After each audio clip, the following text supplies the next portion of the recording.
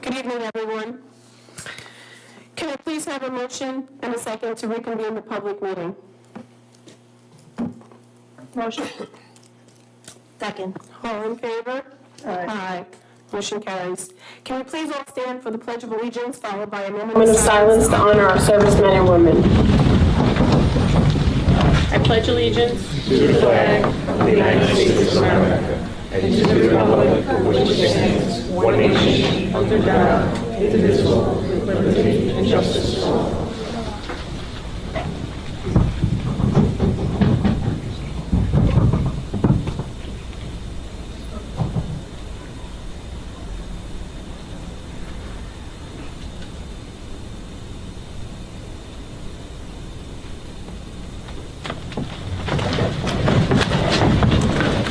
Thank you. Will the district clerk pro tem please call the roll?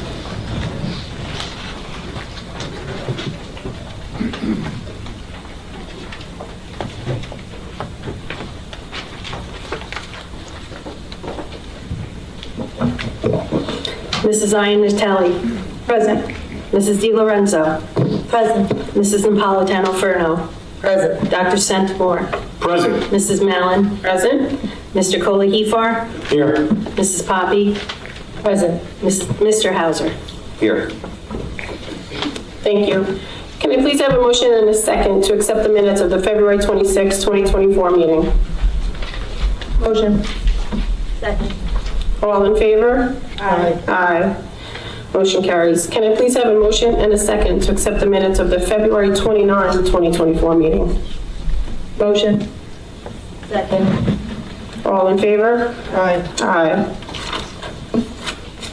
Can I please have a motion and a second to accept the minutes of the March 12, 2024 meeting?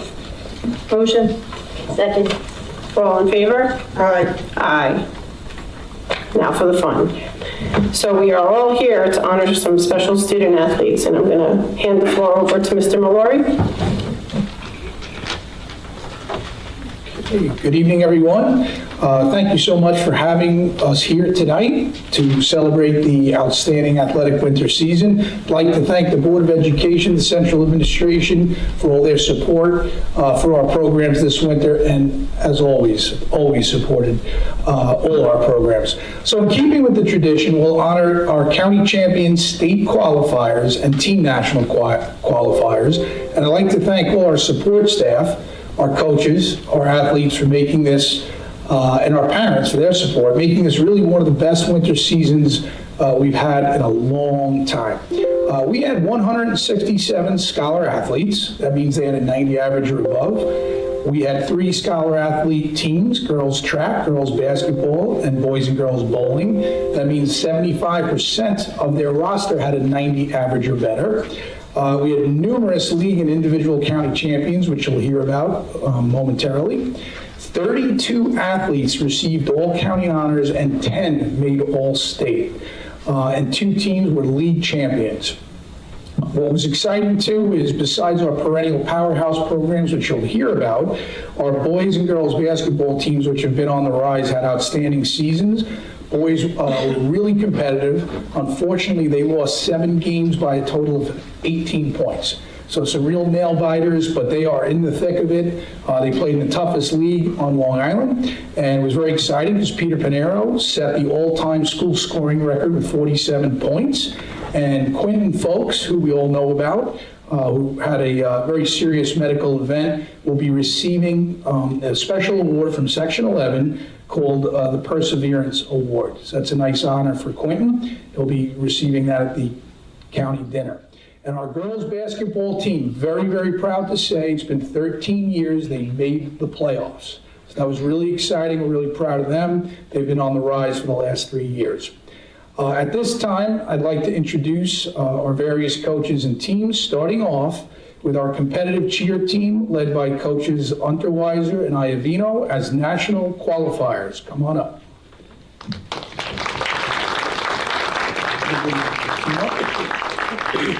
Tonight, they look like a girls' hockey team. They're trying to fool us, but this is the cheer team. Thank you. Just say a few words. I love the jersey. Can I buy one of those jerseys? I love it. Come on in, don't be shy. We just want to congratulate the ladies on a great season. We finished the season with a top 3 in Suffolk County Class A. They had multiple first place finishes in Suffolk County Class A throughout the season. They competed in an impressive routine showcased at Newsday's first ever Cheer Fest. They placed first at the UCA Garden State Challenge for game day. It's the first time in school history getting a bid to compete 2 routines at UCA Nationals cheerleading championship. They competed 4 flawless routines in game day and traditional over 3 days at Nationals. They competed in the largest division at Nationals with 108 teams and placed 24th. And we couldn't be prouder of this special group of young ladies. Congratulations.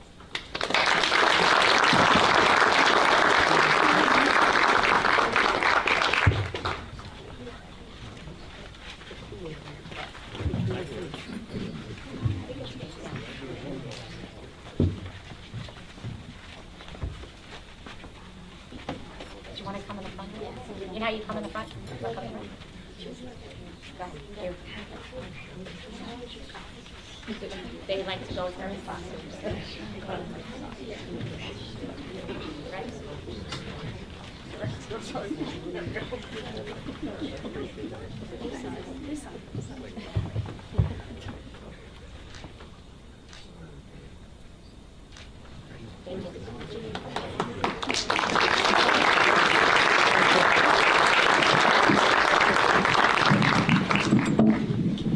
Cheer had an amazing season. Congratulations again. It was kind of fun about this team, watching them practice, watching them compete.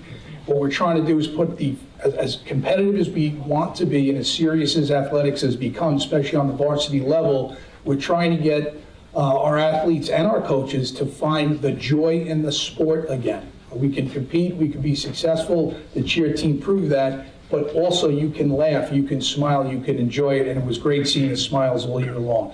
And they're very modest. Miss Unterweiser wasn't even sure if she should brag about the team. I said, let them know everything you did. And I think you didn't finish below third in any competition, I believe. No, I'm wrong? Right, okay. Never finished below third, and there are a ton of teams out there, great teams that they compete against every weekend.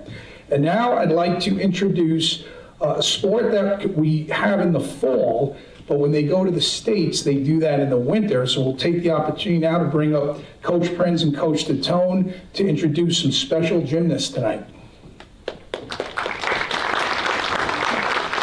Coach Tatone's not here, but we have Coach Prince, our head coach.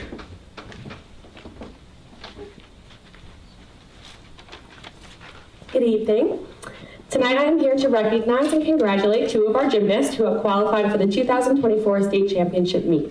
They are 10th grader Avery Melchiona and 7th grader Angelina Guzman. These girls have amazed me throughout the season and have helped lead the state team to place 3rd at the championship meet. Avery has been on the team since her 7th grade year. This year, I've noticed Avery transitioning into more of a leadership role on the team. She continued to step up each practice to better herself and her teammates. She keeps the energy high, and her performance each meet was a huge contributing factor in helping our team become league champions. Avery puts her heart and soul into each routine, always giving it 110%. Her dedication, discipline, strength, and fierceness is what helps her do so well and makes her the wonderful gymnast that she is. Each year since 7th grade, Avery has qualified for counties and states and has placed on one or more of these events during these meets. This year, she continued to amaze me with all of her accomplishments. Before the season even started, she was named one of Newsday's top 10 gymnasts to watch for the 2023 season. She was an all-county athlete and qualified for the state championships. At our state meet on March 2nd, Avery placed 4th on the floor event with a score of a 9.45. She performed one of the best floor routines I've ever seen her do, and the smile on her face said it all. Avery's highest scores throughout the season were a 9.05 on vault, a 9.0 on bars, a 9.3 on beam, and a 9.45 on floor.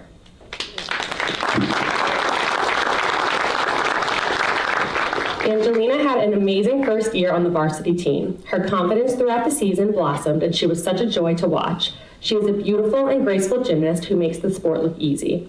Each meet, the judges would come up to me in awe over Angelina and her routines, specifically her beam routine. Angelina had a high score of a 9.625 on beam this season, inching up on Connecticut's beam record of a 9.8 from 2014. Her other high scores this season were a 9.275 on vault, a 9.1 on bars, and a 9.5 on floor.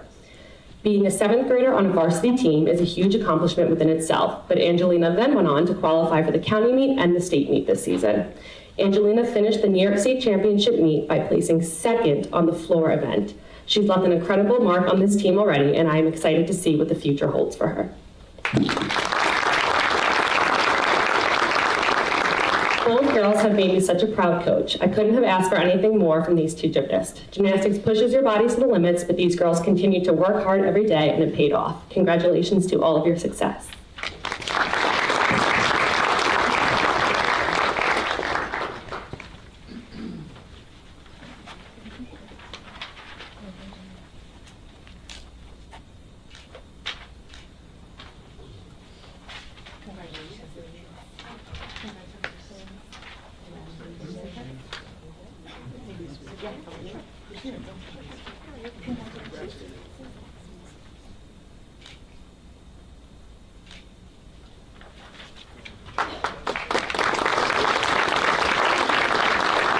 All right, congratulations to Angelina and Avery and Coach. Amazing to be that successful on the state level. Obviously, it's a very big state. There are a lot of athletes, a lot of gymnasts, so to be way up there as they were is incredible. Now I'd like to introduce Coach Austin and the girls' track athletes, special athletes. Coach will be assisted by his assistant coach, Deanna Farrell.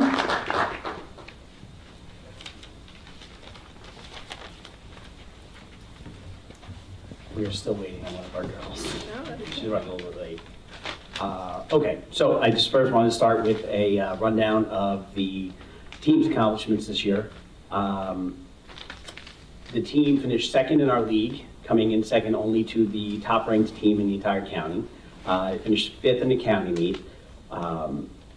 We had 10 all-league finishers, and we had 2 girls, the 2 girls being honored today, who were lucky enough to make all-county and also qualify for the states. So I'm going to start with Lara Booth. Lara won the state qualifying meet, making her the county champ and state qualifier champ. It's the 2nd year consecutively she qualified for state championships in pole vault. She came in 2nd in all of Long Island, making her all Long Island. She cleared the 2nd highest height in Connecticut history. She now has 3 of the top 4 highest jumps in Connecticut history. And I'm fairly confident that in the spring she's going to end up getting that top jump. Chloe Young, who is not yet here, sorry. Chloe ran the 2nd fastest time in Connecticut history in 55 hurdles. And if anybody knows anything about the hurdles at Connecticut, it's a pretty good group to be part of. She was league champ. She was county champ. She came in 2nd in the state qualifier meet, clipping the last hurdle and missing by 1/100th of a second. It's like that. She is, where are we? In Suffolk County this year, she finished 12-1. That was her only loss in the entire county all year. The worst she finished in any race this season outside of states was 4th. and she is looking strong to continue that pattern and moving forward in the spring. So congratulations, Lara, and to Chloe.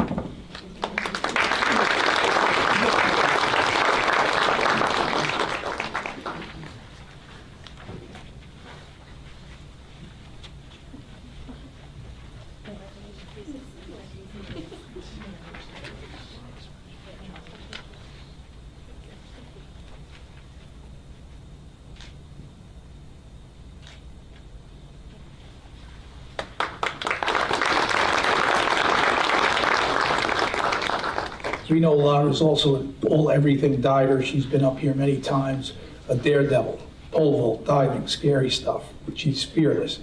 And now I'd like to introduce two of the most outstanding coaches in Long Island wrestling history. They just keep getting it done. And I don't want to steal their thunder. They have a lot to talk about. Just another phenomenal wrestling season. Head coach Santoro, assistant coach Anthony Melfi.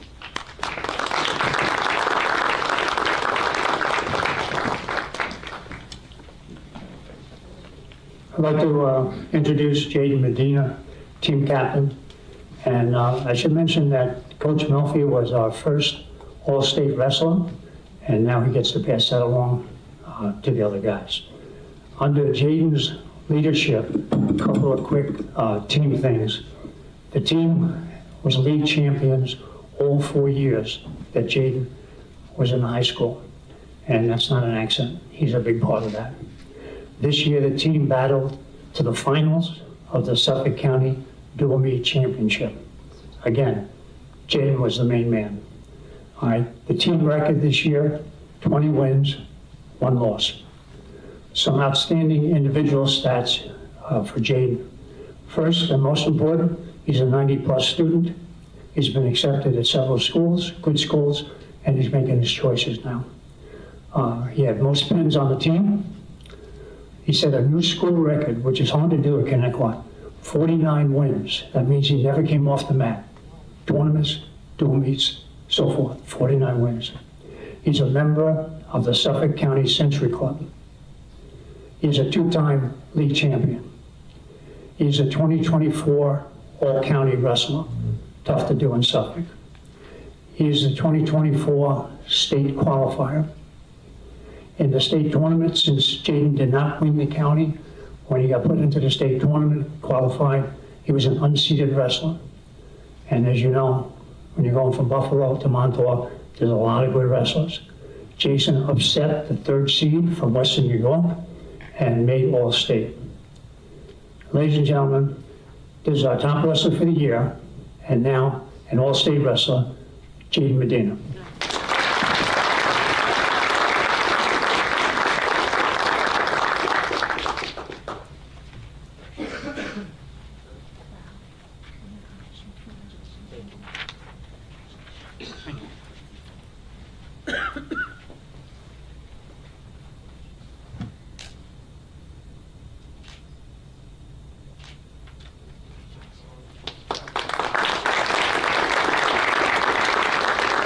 Congratulations again, Jay. Amazing career. By the way, Coach didn't mention, because he's too humble, but the team was, he may have said this, but dual meet champions, and they won their 16th league title in the last 20 years. That's Connecticut Wrestling. Real quick, Chloe Young, come on up. We got you. Chloe, we heard all about you. You got a good big round of applause. We're going to give you another round of applause and get your picture taken. Chloe Young.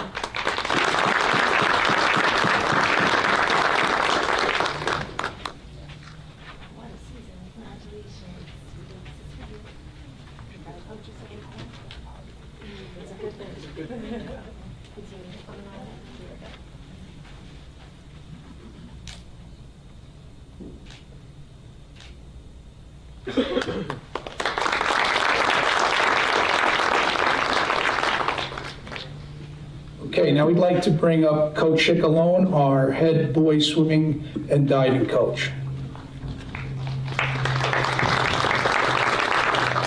We had some incredible swimmers this year, and you're going to hear about one of the best all time. Stealing your thunder, right?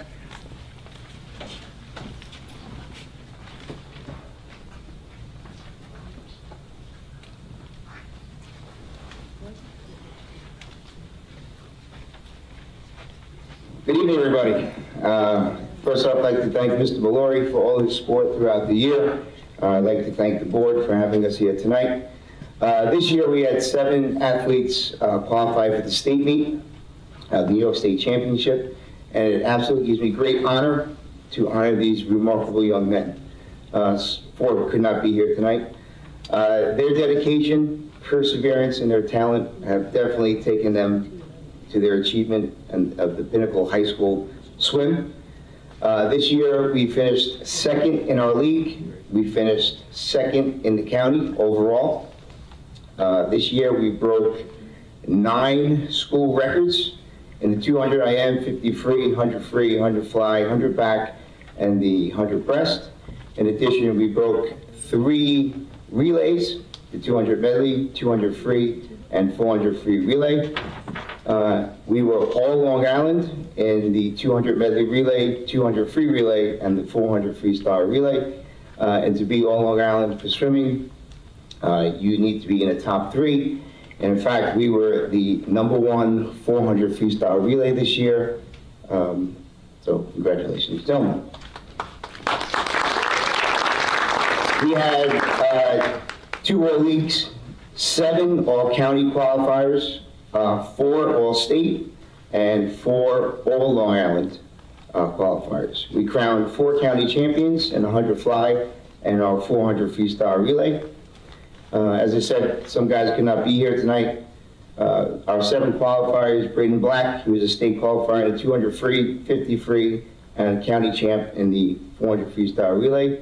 He was also all county, all state, and all Long Island. Declan Duran, who's here tonight, was a state qualifier in the 50 free, 100 free.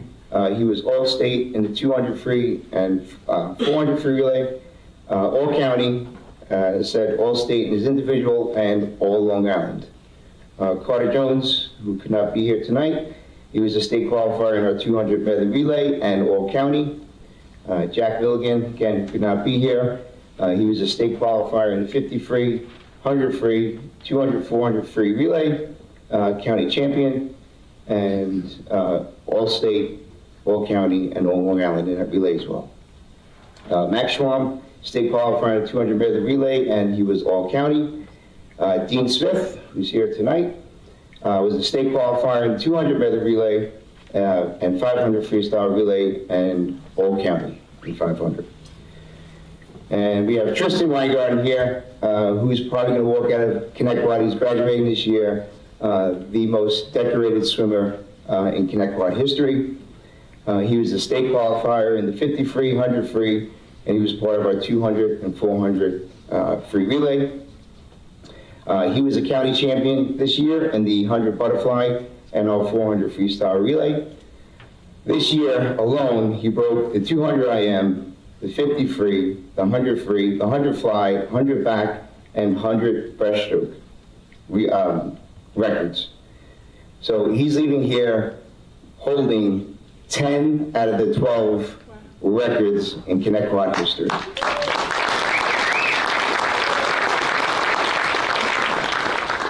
He obviously was all county, all state, all Long Island, and in fact, his 50 free and 100 free time places him #1 in those events on Long Island. So super proud of all these guys, their hard work, their dedication, and would of course miss Tristan, but we have Dean and Declan coming back for another couple of years. Happy coach. So once again, congratulations, gentlemen, and boys swim team. Thank you.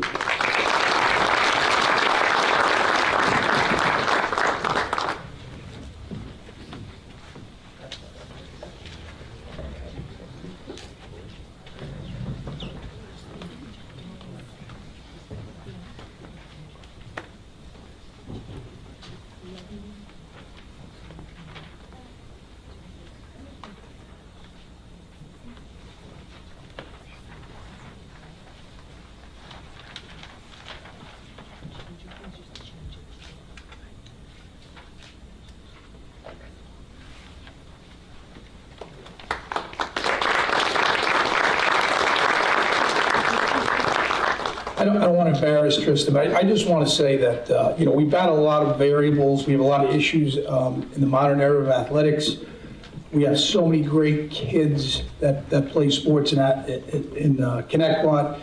But to have, coach says he's going to walk out as maybe the best swimmer ever to swim in a program that is a perennial powerhouse is an incredible compliment. But what people need to know, and younger kids need to see and parents need to see, is that you can be humble and you can be a great person. This is one of the greatest young men I've ever been around in 33 years in education. Walks up to you, shakes your hand, smiles, always positive, has seen his share of adversity. He's going to go on to swim in college. He's going to be very successful in everything he does, and he's a role model to all of us. And he's the kind of young man that keeps coaches coaching, because it's getting harder because of some of the selfish stuff that's out there. And Tristan puts the team first. He is a gentleman. When he gets in the water, he's the most competitive athlete you'll ever see. He's a killer in that water. But when he's out, he's just a great, gentle young man. You're going to be missed.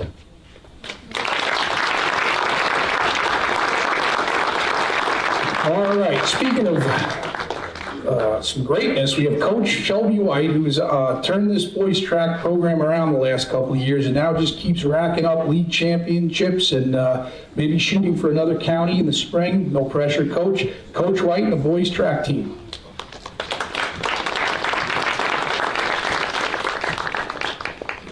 Assistant Coach Hirsch Knight is here with him. And Assistant Coach Dwight. Oh, sorry. He was hiding in the back. Thank you very much for having me. First of all, I just want to say that sometimes when you get into your sport, sometimes you have blinders on because you're so focused on what you have going on, the amount of kids you have, focusing on having a great season. So to be able to see what the rest of the T-Birds are doing in all the sports around is just absolutely phenomenal. So great job to all the athletes who are here tonight for what you've been able to accomplish. I want to talk about a few of our boys who did have some excellence throughout the county, making their way up to the state meet. First and foremost, we have Timmy Campbell, who has been an absolute powerhouse throughout the entire season. Timmy was the champion of champions when it comes to the season in the shot put. Unfortunately, throwers don't get a lot of opportunity to do a ton of events during the indoor season. He did spread his wings and try the weight throw for the first time this year, to which he was a top 5 athlete on Long Island in it, which is unbelievable. But Timmy did not lose a single meet this year in the shot put. And I made the mistake of taking the Instagram seriously for the team this year. And that was a huge mistake because these kids, week after week after week, were breaking school records, forcing me to make up these photos for them every week and have to take new photos of them. But that's a good thing. Timmy Campbell broke the school record this year, which was 48 feet 11 inches by almost 6 feet, throwing 54 10.5 in the shot put this year. Almost 6 feet, which is unbelievable. And like I said, he didn't lose a single meet this year. He was a league champion, county champion, making his way up to the state meet where he took top 10 in the state as well. And I don't know if you could see, but he's got a boot on his foot. He did all that while being injured throughout the entire season too. So very, very remarkable, outstanding athlete that we have here. Our other athletes that you see here are all part of our 4x200 meter relay that made their way up to the state meet this year. That's Leonardo Anglin, Daniel Avila, Bishal Das, Matthew Kuchma, and Julian Bolton. And we also have Jaden McCabe, who's not here this evening, who was a part of that relay as well. These outstanding athletes worked all year long to be one of the best relays Connecticut's ever had, and that was proven from the very first time I put 4 of these guys on the track. We went to a city meet. They got on the track, not expecting too much, just let's get a good time out there, and they broke the school record the very first time the 4 of them ran it together, which was just astounding. And then the very next meet I took them to, I let them do the same exact order, and they did it again. They broke the school record again. And then they did it a 3rd time, and then they did it a 4th time. So it was just, like I said, very annoying on the Instagram this year. However, just a remarkable group of kids here who work hard every day in and out to be the best that they can be. And not only that, they all do other events individually as well. Matt Kuchma in particular was ranked one of the top long jumpers in the state, taking 4th in the county this year, and only didn't get to jump in the long jump at states because of a tied technicality, which I would still like to argue, but whatever. Still one of the best long jumpers and the number 3 long jumper to ever come through the indoor season for Connecticut history. So like I said, clearly the best Connecticut has ever had, because these guys have broken school records in and out all year long. And I just couldn't be more proud of them and everything that they've accomplished. So I think they deserve a big round of applause, because these guys are going to continue to be the best that they can do.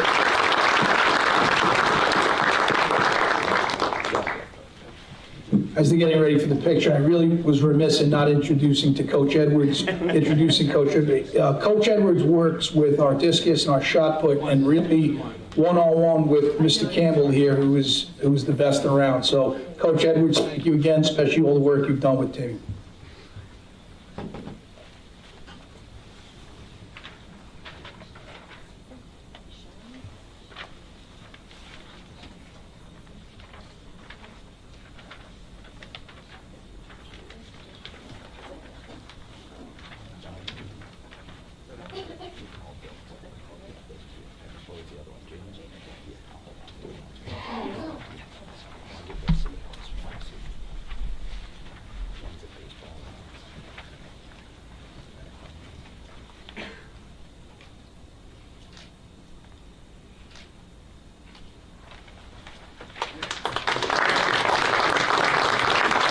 I'm sorry if we took too much time, but like I said, it was a great winter, and I thank you all for your support.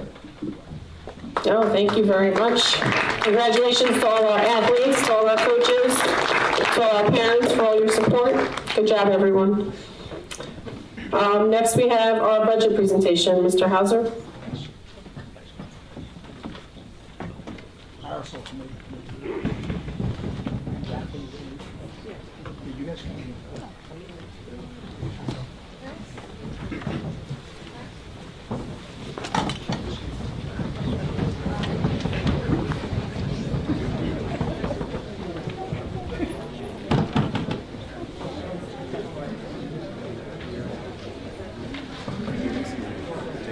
Thank you. Thank you. Great job. Thank you. Glad we have another one here still. Hopefully next year. Thank you.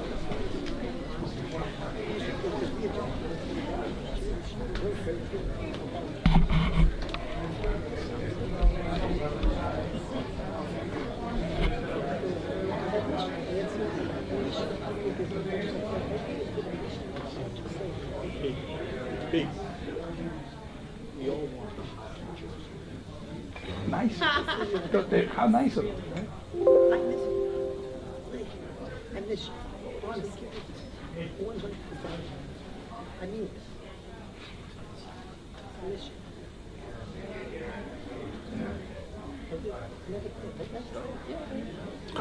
Okay, good evening. Tonight's budget presentation for the 2024-25 school year, the proposed budget. This is going to be our 5th presentation. It's actually the 2nd presentation where we're going to be speaking eventually about the revenues that we anticipate as well as the expenditures. But the first part of this presentation... I'm sorry. Are there any copies for the community, or do we not have any? Yes, I do have a few copies. Can we just put them out so in case anybody wants a copy, they can have one? Thank you so much. I appreciate it. Okay, you're welcome. Okay, so as Mr. Mallory hands them out, I'm not sure how many copies there are, if we have enough, but hopefully you can follow on the screen here as well. So the first part of this presentation will be reviewing secondary staffing. So for that part, I'll eventually turn the presentation over to Ms. Poppy and Mr. Kolahifar, and then I'll come back on to do the review of the proposed revenues and expenditures.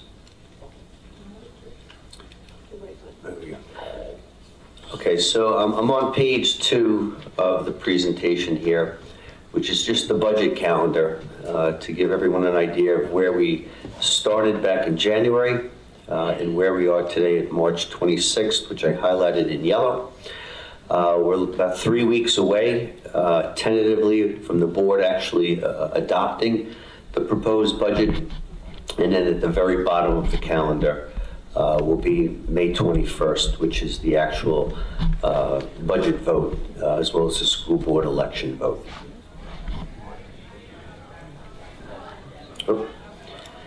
Okay, so the third slide starts the secondary staffing presentation, and like I said, I'll turn that part of the presentation over to Ms. Poppy and Mr. Kolahifar. I believe there are 4 slides, and then I'll come back on for the other part of the presentation.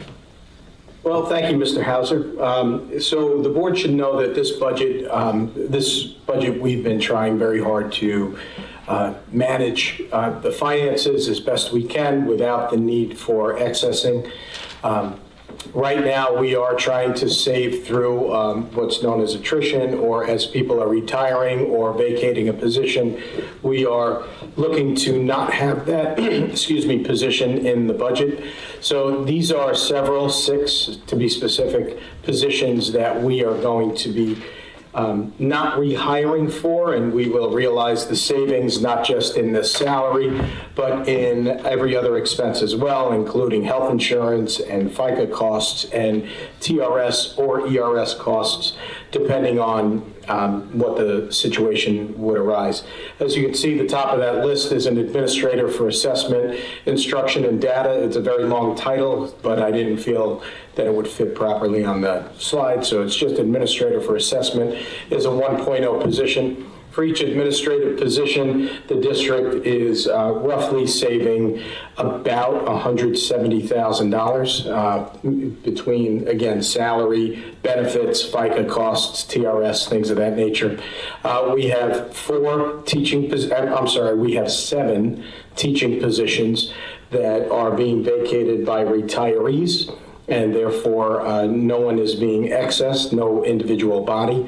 However, these positions will not be hired in the future, and each teaching position is roughly about $100,000.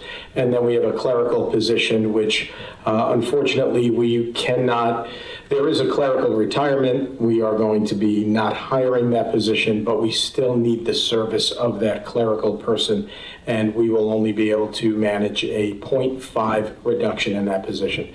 So again, the clerical is roughly about $75,000, so half of that savings is $3,750 if my math is correct.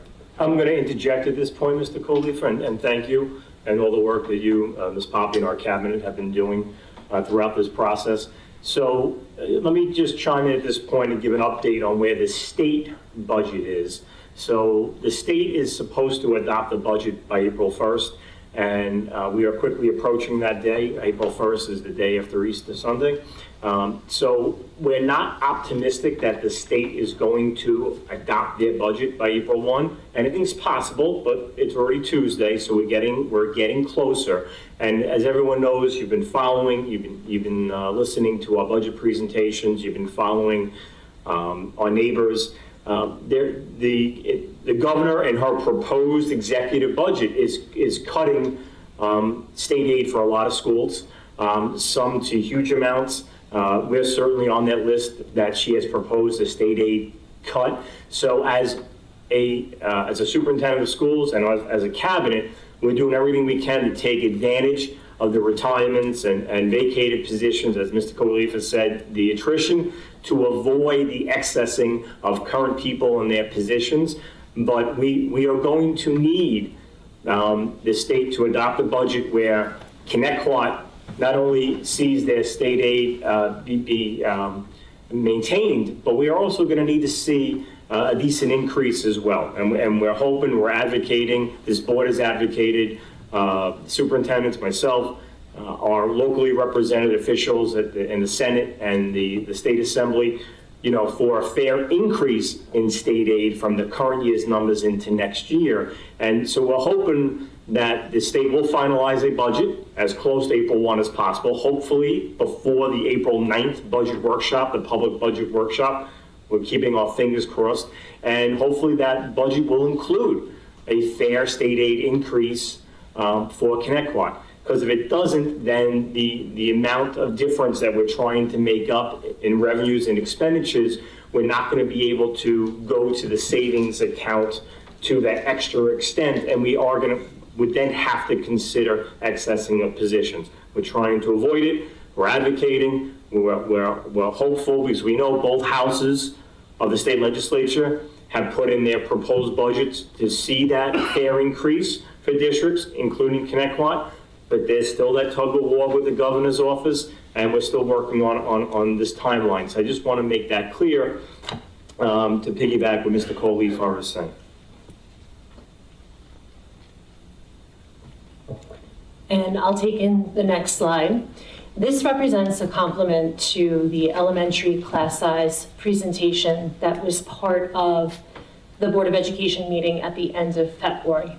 So here we're looking at projected average class sizes for the 2024-2025 school year in our secondary buildings. In Connecticut High School, we've set a target average class size of between 22 and 24 students per section in larger course sections. So our Regents courses, our honors courses, and some AP level courses would fall into this category. We do, however, acknowledge that we do run programming specific exceptions that exist for some courses, like, for example, our science research program carries a very small number, relatively speaking, of students. Some technology education courses and some lab classes that we offer at the high school level, they all carry their specific purpose within our programming, and we absolutely recognize that not every course is capped out at a 22 or a 24 level. In both middle schools, we are seeking to have an average class size of between 21 and 24 students per section in all grade levels. It's a little cleaner at the middle school level. There are fewer variables in play, and we have just a sort of a more structured programming that takes place in our 6 through 8 buildings that drives that particular number. Mrs. Poppy? Yes. I wanted to ask, with the high school, because I know that we've had this discussion in the past, we have so many different numerous classes. I know that we were speaking about in the past doing them every other year. Some classes, unfortunately, we want students to be able to pick what they like, but we also were talking about having something where, okay, you have it this year, but next year that class wouldn't run because some other class would run. We were doing that, we were saying it in hopes that we would alleviate those 4 to 6 kids in those classes to try to also help the budget. That's a great point. I'm glad you brought it up. It's something that we are looking at in schedule development at this point and in master schedule development at this point. We're also seeking to reduce the number of study halls that our students are participating in, right? The more students who we have scheduled and enrolled in particular courses, the healthier our class totals tend to be. And so we're looking to make some course corrections in those terms as well to maximize the number of students who are participating in all of our courses. When we receive student requests for courses, we do, in conference with the building and director administrators, kind of talk about different options that those types of courses carry, right? So there may be particular AP level courses that could run with a similar student population the following year, right? Whereas some AP level courses represent a stepping stone for students at a particular level. And we would want to be sure, if we have the ability to do so, to be able to run it on an annual basis. So those conversations are ongoing. Once student requests are in, which they're really wrapping up that process at this point, we're able to see things with a lot more clarity. And at this point, we're doing some housekeeping, especially at the high school level, to ensure where students are sort of situated, kind of catching up and looking at the large master schedule in its mainframe. Perfect, thank you. I have a question to Thank you. follow up there. I'm happy about the study hall thing. My question is, if your student takes math workshop, it's every other day. None of the programs we have right now, besides gym, which usually is with your science, can match that program. Are we trying to come up with other courses that we can counteract, that they don't have to be in the half study hall just because, it is downtime and some kids don't want it, but there's nothing to fill that slot because of the every other day. And that absolutely represents a scheduling opportunity, I'll call it, for us to consider running courses on that alternating day basis. And you're right, generally, those types of courses are situated against a lab period or a PE period for different subject areas. We have piloted that work in a couple of different ways, and it's something that we're continuing to look at. I think that conversation comes up almost annually, and we do have discussions around it. Maybe it's something that we can bring up in the curriculum Yes, committee meeting, just absolutely. because, I do think it's good to fill that slot. That would be a great venue for that discussion. On this slide, I know I had a lot of questions. Do you want to just speak on them, or do you want me to ask my questions and then you answer? So Mr. Kohler-Kiefer is going to take this current slide that's posted right now, and then I think both of us will chime in with responses to questions. So yes, Ms. Iannatelli, I'm happy to answer any of the questions, or Christina is happy to answer any of the questions, but this is a 5-year staffing comparison that we have taken a look at. So I apologize that the font is very small, but I did try to fit everything into this slide so everyone can see. And as Mr. Hauser was able to give certain copies to the public, this will also be made available for anyone to review. So some of the specific questions that were asked that I can answer, I will go through that. One of the questions was regarding the directors and the chairpersons. So you can see that the directors line, there are 10 5 years ago opposed to 11 now, versus the chairpersons and deans, there were 6 versus 3 now. What the former superintendent had done over the course of her tenure here, she, as chairpersons, vacated their positions either because they took a job somewhere else or they retired. She made the position a director position. Now, the difference there is that as a chairperson, they supervise the program only at the secondary level, so 7 through 12. Whereas as a director, they started supervising the program more broadly. They would view everything K through 12. So as people retired, there were positions of directors. So the math, for example, the math chairperson retired. We hired the director of math, Louise Berger, to go K through 12. So right now, do we have a chairperson and a director for any of the departments? The only chair people who we have, and we have 3 of them, we have chair people for special ed services. So the CSE chairpersons are the only chair people we have. Everyone else is a curriculum director. Director of math, director of social studies, English, and so on. And do we have a dean? We do not have a dean any longer. The dean was at the high school, but a couple of years ago, the district did, or the Board of Ed did approve hiring another assistant principal at the high school instead of the dean. So we did transition that position from dean to assistant principal at the high school. Some of the other questions had to do with the ENL staffing. So you can see on this, it's ESL here, but it's ENL regularly. We did increase the staff by almost 7 FTEs, or 7 full-time teachers. And that has to do with the requirements of ENL. They did become a little more stringent in the need. So kids do come in with a second period of ENL services that they need, opposed to maybe 1. And then also we have had an influx of ENL students. So the need there is similar to, you had asked later on about the special ed need, and you can see from this chart, the special ed teachers went from 103 to 114. Again, it has to do with the level of service that the district offers, as well as the influx of special ed students. You know, one of the I don't want to call it a downfall, because it's definitely not a downfall. We have a very, to use Dr. Centimore's word, a robust program for our special needs, and parents do move in. We have evidence of that they move in to get the services here for their kids. So that has created an influx of students, and we've needed to increase the staffing at the special ed, for the special ed department. Some of the other questions that were asked were in regards to the classified staff. The managers, you'll see the civil service managers went from 3 to 1, but that's because of the way civil service dictated for us to categorize these people. So now you'll see directly under there, Director of Facilities and the Supervisor or the Director of Transportation is at 0, but we now have 1 of each of those. Well, those used to be called managers.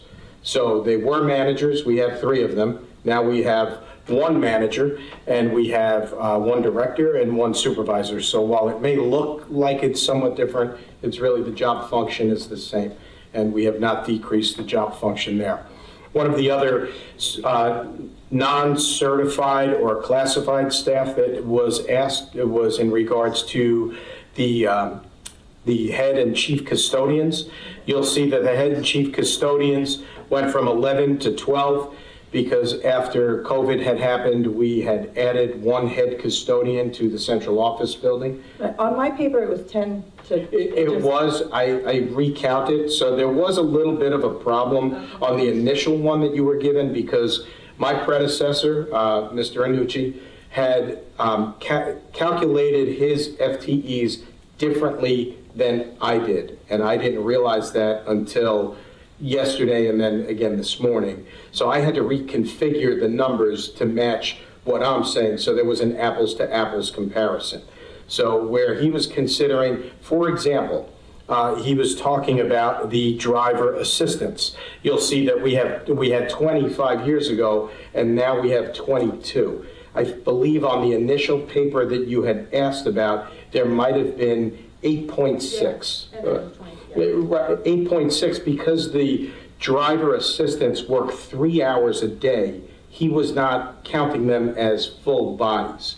He was counting them as a 0.375 FTE.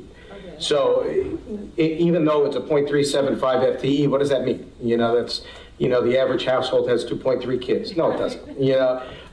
So 0.375 I converted to actual bodies. Therefore, it was 20 driver assistants back 5 years ago. We have now 22, which it may seem like a significant increase, but it really isn't, given that, again, we have an influx of special ed kids.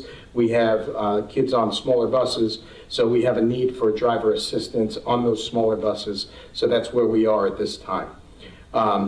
Some of the other questions that came up had to do with the security staff. Again, the security staff was calculated incorrectly. And I also did, again, the print is small. I'm wearing my glasses now. I wasn't when I did this, so I put the number in the wrong box. Okay. Or in the wrong cell. But we had about 5 years ago, we had 68 security guards. We have increased that to 72. Which surprisingly is not as big an increase as I thought it would have been, given that we did add armed guards and things of that nature. But right now, we only have on staff 72 security guards. And another question that was asked was the gifted and talented teachers. I renamed that Sequest. Yeah. So gifted and talented is our Sequest program. So we always had 2, we still have 2. Right, that's what I Right, and I know that was a question you had asked. Yeah. Another question that you had asked was in regards to the nursing staff. I will tell you that in the past, 5 years ago, we were hiring nursing through an agency, so they wouldn't have appeared on our roster. However, we're really not allowed to hire CTA members outside of the CTA. Therefore, we did have to do things properly, and we have to hire staff members for that position. So that is why there seems to be an increase of nursing services, but there isn't necessarily. In reality, there isn't. And we did hire this year an LPN, which is, forgive me, I don't know, right, I don't know.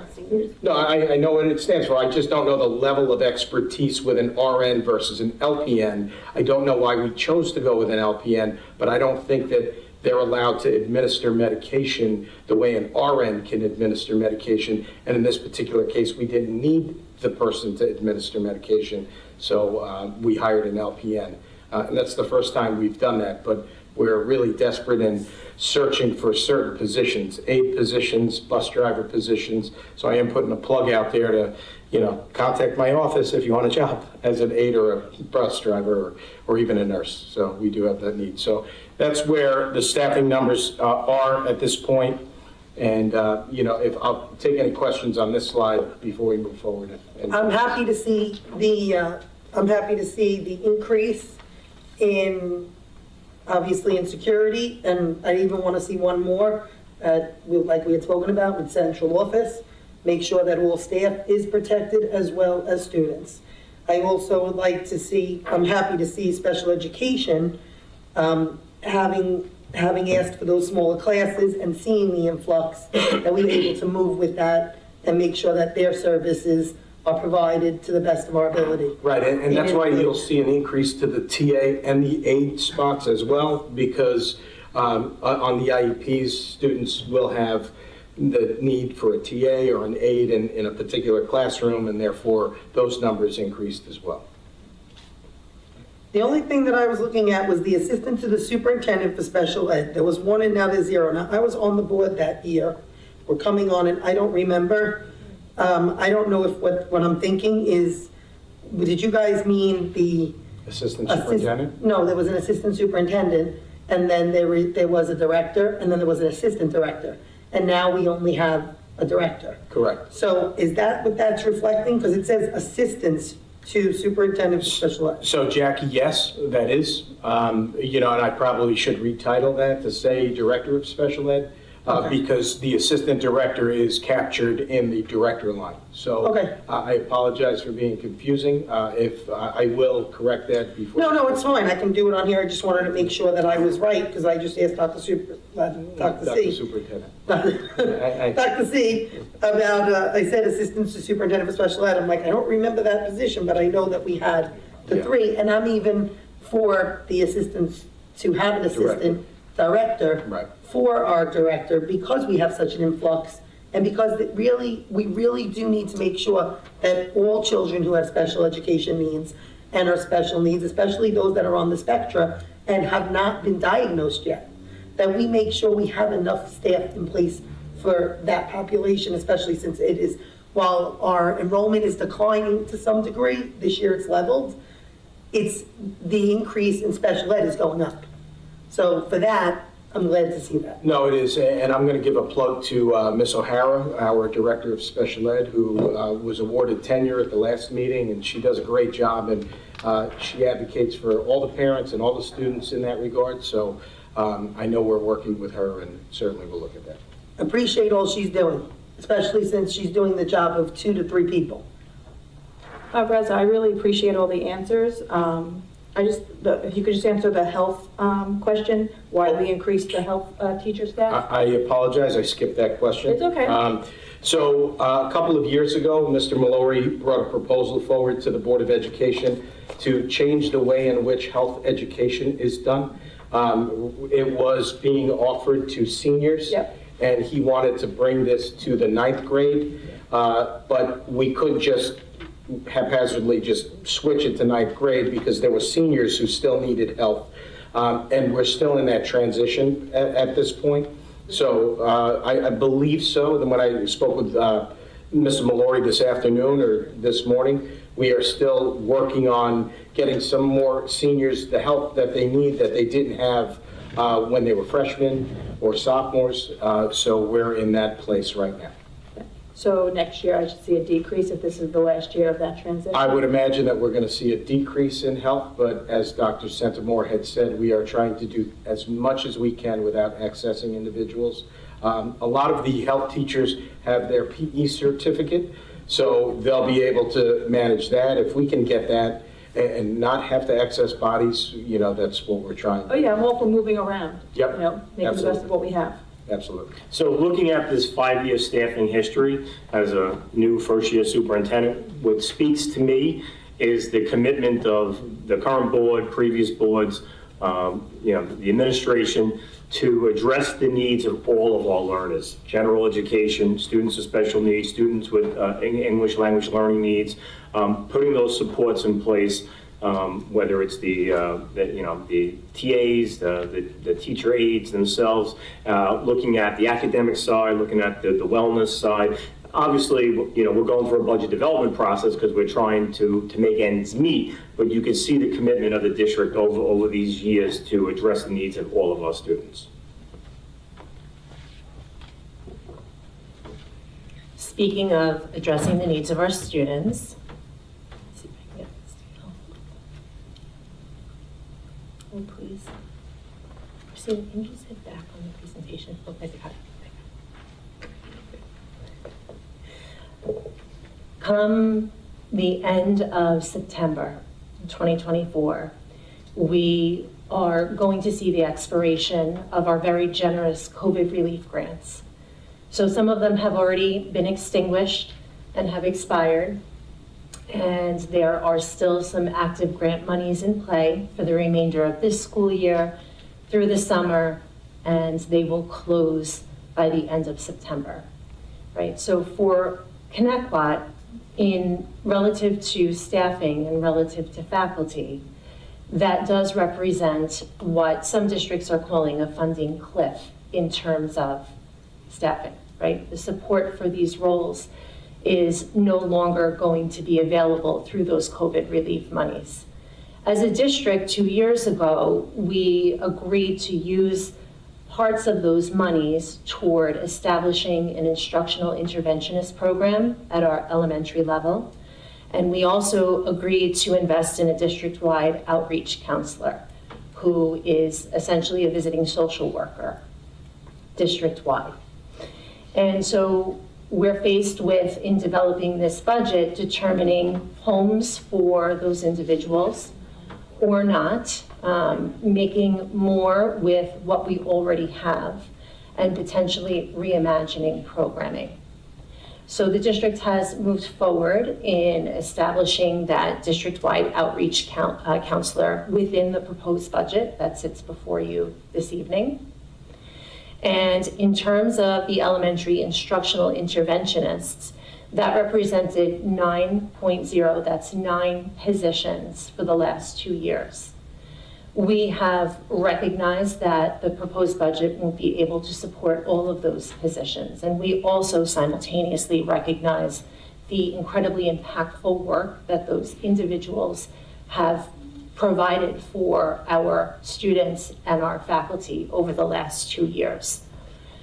I'm proposing a reimagining of that program through some existing staff members and some creativity in order to provide the service, but on a district-wide level. So right now we're looking at interventionists who are staffing buildings independently. So we have interventionists who are assigned to each elementary school.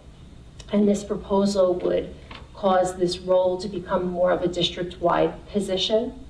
And we would reimagine the service to all of our buildings, again, using some existing staff and kind of futuring this work in this manner. And so this number reduces to 4.0 FTE in 24-25. And of course, all of this, and I think this goes for, it doesn't go without saying, but it goes for a lot of the conversation this evening, is based upon the arrival of state aid in the form of monies that the district is hoping for, maybe optimistic about, but I'll let Dr. Senimore speak more about that. And so that's all tentative, but this is a proposal. So I have a couple of questions. Sure. First, the district-wide outreach counselor. We have so many counselors here. I'm not understanding why we'd want somebody from the outside to come in and counsel. So it's actually inside out, right? If I can just flip that on its head, right? So it's our counselor. It's not an exterior person. It's a Connecticut employee who is able to conduct a more flexible sort of role for families in our communities across the district. And how long have we had this position in play? For 2 years. Okay, so I need a little bit more on that. Second, the elementary instructional interventionist. Do you have any data showing that they gave improvement to the students? Yes, I do. Okay, so I'd like to see that data also, because I like to back up why we'd want to keep, the staff that we no longer have funding for. If, obviously if they're making improvements, but if there's no data to support that, then I personally can't support this either. I understand, and I have the data to support their work. The only thing is, April, district-wide outreach counselor, that falls under the mental health that we had added. So, Ms. Napolitano-Ferno, thank you. I was going to jump in and say that the outreach counselor is our counselor. It's a social worker that goes to other families. She has a caseload. And what is good, and what Ms. Poppy was saying is, what's nice about her schedule is that it's flexible. So if she needed to go in and meet with a family at 5 o'clock, she can do so. So she's housed at the Student Services Building, and it was a way to get additional mental health support for the students and the families in need. She's for the entire district. She works for the entire district. She does have a caseload of students that she sees regularly. She'll go to the school, she'll meet with them in school, and then at times if she needs to meet with a family or meet with them at home, she will do that as well. And so we call her the outreach counselor because that's what she does. She does outreach to the families, but she's our employee. She is somebody who we've hired recently. This is her first year, and I do believe this is the third year of the program. Thanks for clarifying that. And especially since we have received numerous emails since the beginning of the school year with the CTA leadership requesting us to hire more and more and more mental health, and you guys have been entertaining some of it, where I've been saying, how many people do we have? We have 48.5, figuratively speaking, we have all these people across the district. Is it 100? Is it 48? Is it 50? Regardless, we were told by the superintendent that we have a substantial amount of people, and as long as we looked into it, why would we want to minimize mental health when we have people saying we need more of it? If we were going to do that, I would say start looking at, we have a decline in enrollment, we need to start looking at not just attrition, but where do we need to trim the fat? Where do we need to do it? And where do we need to make sure we're not carrying people. It's not to say that I'm looking to excess anyone, because on March 10th of 2020, I sat on this stage, I believe it was this stage, it was this stage, right? It was here. And I said I was not for accessing 30 teachers. But that being said, we hired a lot of people under the COVID, and we have to realize that 70% of the budget is benefits and salaries. And for that, I said it in executive, so I'm going to say it in public because it's actually a public comment, and I said I would do it out here too. I am not going to vote yes to a budget this year that goes to the tip of the tax levy. It's not because I appreciate everything that's being done, especially when I'm one of the people saying, smaller class sizes, this. But I just feel like we need to start being realistic here. We need to start realizing that it's unfair to put this on the taxpayers' back. It's unfair to keep saying, this is our tax levy, let's go to here. The roof keeps raising and it keeps raising, and I'm watching other districts where their tax levy is here and they're coming in here. And I understand that this year we have some issues, some challenges because of what the state's giving us. I understand that. But I also know that there are other districts who are getting hit a hell of a lot harder than us. So I just want to see, if possible, the number to not go to the tip. I will not be able to vote yes. I'm not saying that the community won't vote yes. I'm not saying that the other board members won't say yes. But me personally, it's a goal that I've been saying for a long time. I would like to see our tax levy be here and us go here, if we can. I just want to add that I think that having the district-wide counselor is a fantastic thing for our district and our families. I would not want to see that excess. I would like to learn more about the interventionist, however, because I think that that could be beneficial to a lot of our elementary ed kids. So if you could provide a little more information on that. I absolutely will. So let me speak to, please. Sorry. And I see here that also, as far as the elementary instructional intervention, it's all dependent on state aid. So Does that mean that we won't be able to even go down to the 4 if we don't get the state aid? Is that where we're at? If that doesn't come through for us? Yeah, I'll jump in. While we're optimistic, cautiously optimistic, based on feedback from our elected officials, there's still a bit of a tug of war going on with the state budget and the governor's office. And so we do need to get a state aid increase. We need that. So that's why that little asterisk is there, and that's why I referenced early in this budget presentation, and I'll piggyback some of the sentiments, Ms. Napolitano-Ferno, in terms of our goal, this budget, the next budget, next year, is to maximize attrition opportunities. That's, again, people retiring, people leaving, vacated positions.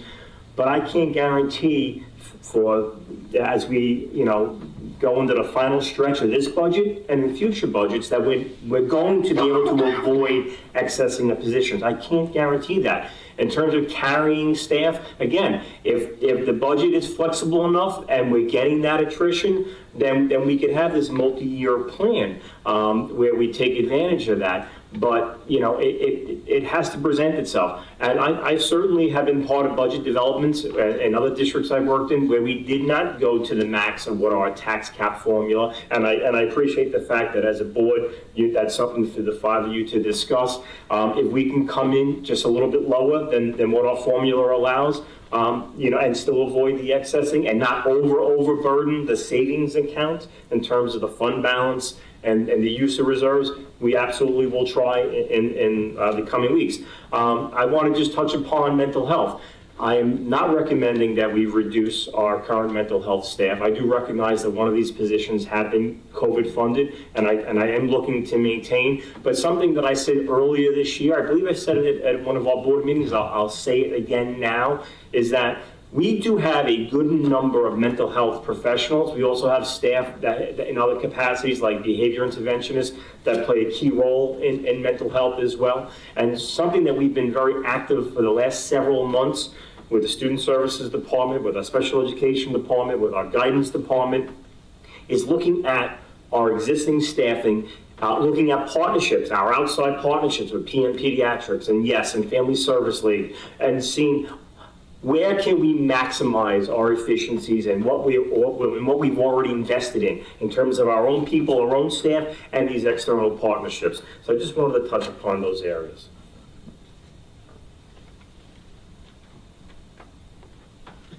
Good? Yeah, thank you. Okay, so let's move on. Oh, not that fast. So just a few highlights here as we speak, because this is a budget in progress as we move forward towards the April 16th tentative adoption date. So this budget, and I highlighted in yellow here, maintains all of our academic, our athletic, and our extracurricular programs and services. And that's important to us right now, especially with that potential state aid scenario that we're up against. In addition, we will be phasing in a new dance education program. I believe that's up at the high school. Yeah, so, Ms. Towns, let me just jump in for a second. So, why look to start something new when you're still trying to figure out the economics of our current programs? We can't stay stagnant. If there's a need in an area that can benefit a lot of kids, then we need to look at it. We can't stay stagnant. That's why we do have to do an ongoing needs assessment. We're not looking to hire a full-time person. We're not looking to start with 5 classes. We're looking to start part-time with a couple of classes. We believe a dance education program can service all students of all interests, of all abilities. I was part of a dance education program that saw serious dancers come together with athletes, with kids who had social challenges, with kids who were trying to get fit. I saw it bring different populations of kids together and service all kids of all learning abilities. And when we look at our school district and the outstanding music program and the outstanding arts and the outstanding theater, and we know that we incorporate dance through our kick line and they're in competition, there is a little bit of a missing component to take the arts to another level, and that's dance education. So we can't stay stagnant. As we're trying to figure out how to make ends meet, we also have to look at how we can improve in areas at the same time. Thank you, Dr. Senmore. So at the bottom of this, towards the bottom of this slide, we just want to highlight, again this year, we're up against some significant cost increases. With our tax cap that's hovering around a 3.35 max right now, some of these costs, such as employee and retiree health benefits, are over 10%. We're budgeting around 12% for employee and retiree health benefits. We're seeing the teachers' retirement system and the employee retirement system, those pension costs are scheduled to go up double digit in excess of 10% as well. We've got transportation, which is a significant cost to the district. We're doing the best that we can to maintain our own fleet, but we also have to rely on contracted transportation outside of the district. So even those costs are scheduled to rise significantly. And then last, in this current financial climate, we're seeing increased costs to borrow money. So whether it be a bond anticipation note, which is a ban, or a tax anticipation note in anticipation of the tax revenues that come in, or just bonds in general as we finance the bonds, we're starting to see interest rate costs rise significantly. Any questions on this slide here? I don't have a question on the slide. I just want to point out, when the auditor was here last time, and I've asked several times about the UPK program, are we talking about that? Especially the fact that we might not get state aid. It's an expensive program. We're putting more money into it than we're getting back. What are we going to do with that program? You guys can answer next time, because I know I'm throwing this out there. But Are you looking to try to get rid of the UPK program? Am I saying the wrong one again? Because I would 100% be against that. Wait, Just to we have two clarify. programs. We have two programs. One, The universal pre-K. The universal pre-K is an absolute fantastic that's not what I'm talking program about. that services our students. That's what UPK is. Okay, so what's The the other one universal called? pre-K is the service that our children that are 4 years old get in the district, and to be perfectly honest, it's almost like a second kindergarten. Now kindergarten is turned into first grade, No, really, and right. first grade. Okay, that's not the one I'm talking about. Okay, that's I why. confuse the titles every time. What's the one, what's it called then? I thought So, Mrs. Iannatelli, I think you're referring to the CAPS program. Yes, the CAPS Which is our 4410 program that is partially funded by the district, and there's also some grant involvement there, but we do carry quite a bit of. So I just want to make sure we're looking into that, since the auditor herself, gave us a ding on that, saying that, what are we doing here? This With year, training. This year, we did make some staffing adjustments in order to change the financials a little bit. We placed some lesser experienced staff members in those roles, in those pre-K classrooms, in order to hopefully, kind of bring down the costs to the district. However, we're continuing to look at that. As a cabinet, we've talked about it as well, and we've had conversations with Mrs. O'Hara about the future of that particular program. I think it's because it gets confused so often. Every time I It's good for the public too, the differentiation between UPK and the CAPS program in a robust, succinct way. Can you kind of differentiate between the two? Sure. So our UPK program is actually run through Scope Education Services. It's a district program that is mostly grant funded. We do expend some money to offset programmatic costs, and you will see that in the 2024-2025 budget as well. But that is universally serving our district students at age 4. We just completed our lottery for UPK, and some notifications were made this week to families who applied. Yeah, I totally support the UPK. I don't know why I have a block with this CAPS program for some unknown reason. So the CAPS program is a special education 4410 program. We do receive monies through Suffolk County in order to support some of the students' placements. But we do have a number of out-of-district and Connecticut students. I can give you particulars via email in terms of the existing revenue for that program, if that's something that you're interested in.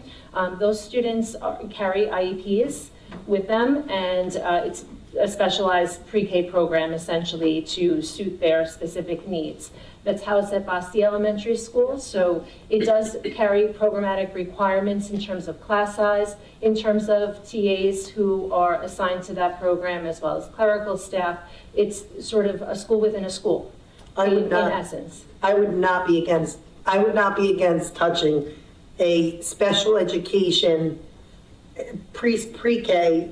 It's not as easy as you think to get these students the help they need. And now we're going to ask parents that pay taxes that their students that really need this. And this was something that we looked into before. This is not something, this isn't where you trim the fat. I hate to say this to you guys, but you need to start to make difficult decisions, and they should definitely not be the decisions that hurt our most vulnerable population, our special needs, special education students. And to even bring that up, or to even say that that is where we want to trim the fat, you need to go line by line on this budget, because there are places you can trim, and that is certainly not one that I would be willing to touch. Christina, can you please advise, last year you took a vote because the program had lost so much money and you needed to make up for it. Was it not $1 million that you needed more to support that CAPS program? So if you don't remember, don't worry. But I think that's a point of confusion also. I don't believe that the board took a vote last year around those monies for that program. We do receive around $1 million in grant monies for our UPK program through Scope Education Services, again, which offsets most of the costs of that particular program in our schools. So I think maybe there's some confusion there. The 4410 program is built into our budget in terms of, an itemized line in the general fund. Well, the fact that the auditor pointed out that this was our only, financial, what was their take in the sense of versus yours of why they would take that as the point that, of contention?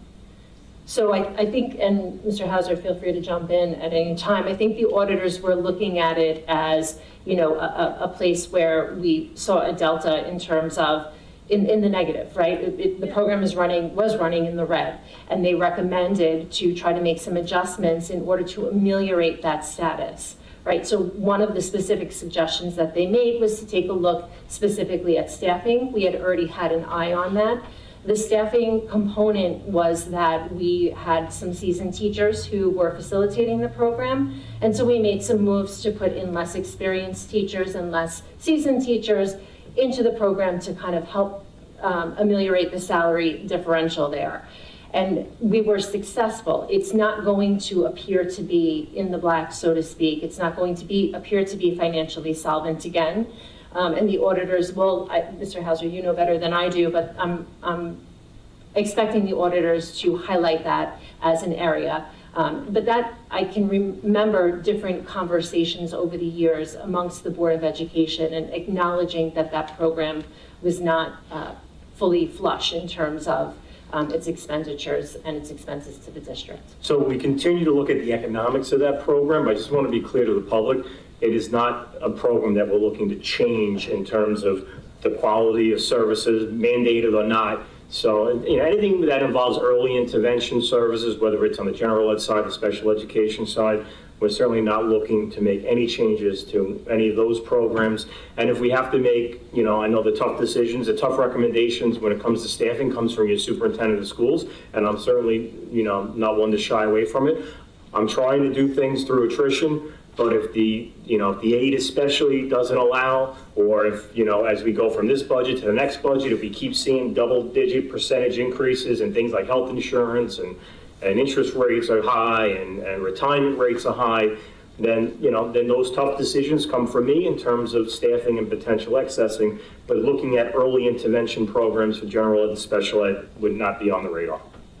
I do support both of those programs too, but going to the UPK, just real quick, only because it was brought up, how exactly does the lottery work? Because I'm hearing a lot of complaints that parents their kids are being sent across town basically. So they do have one kid that goes to a school on the north side, their UPK school is on the south side, and they're having a lot of challenges trying to manage that. And their only alternative is to withdraw from the UPK school, be put on a waiting list. That's not actually true. You can actually do swaps. I know that we did last year and the year before. We No, did they're not allowing swaps. mutuals, only Okay. you have to do a mutual, so it has to be, if you and me have two kids that are going into the pre-K, Okay.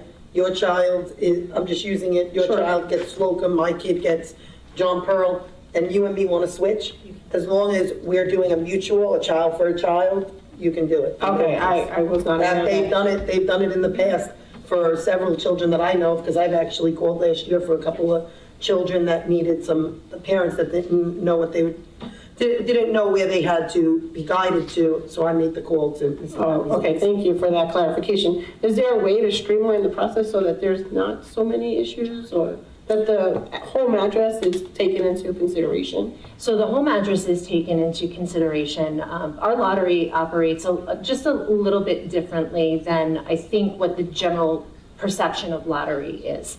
Well, first of all, I should say that we have 190 available seats, and that's through the grant-provided money that we expend to Scope Education Services.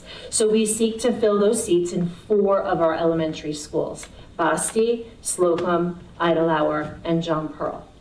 John Pearl and Idlehour each carry 4 sections with 72 seats apiece. Slocum carries 2 sections of UPK with 36 seats available. And in Basti, we have an interesting and unique configuration. We actually offer an integrated UPK class.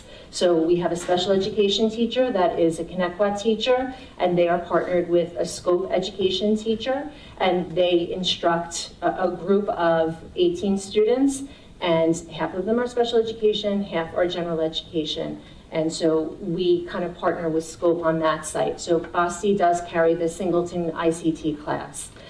When a parent submits an application to the lottery, and this year we received 220 applications, just get my figures correct here.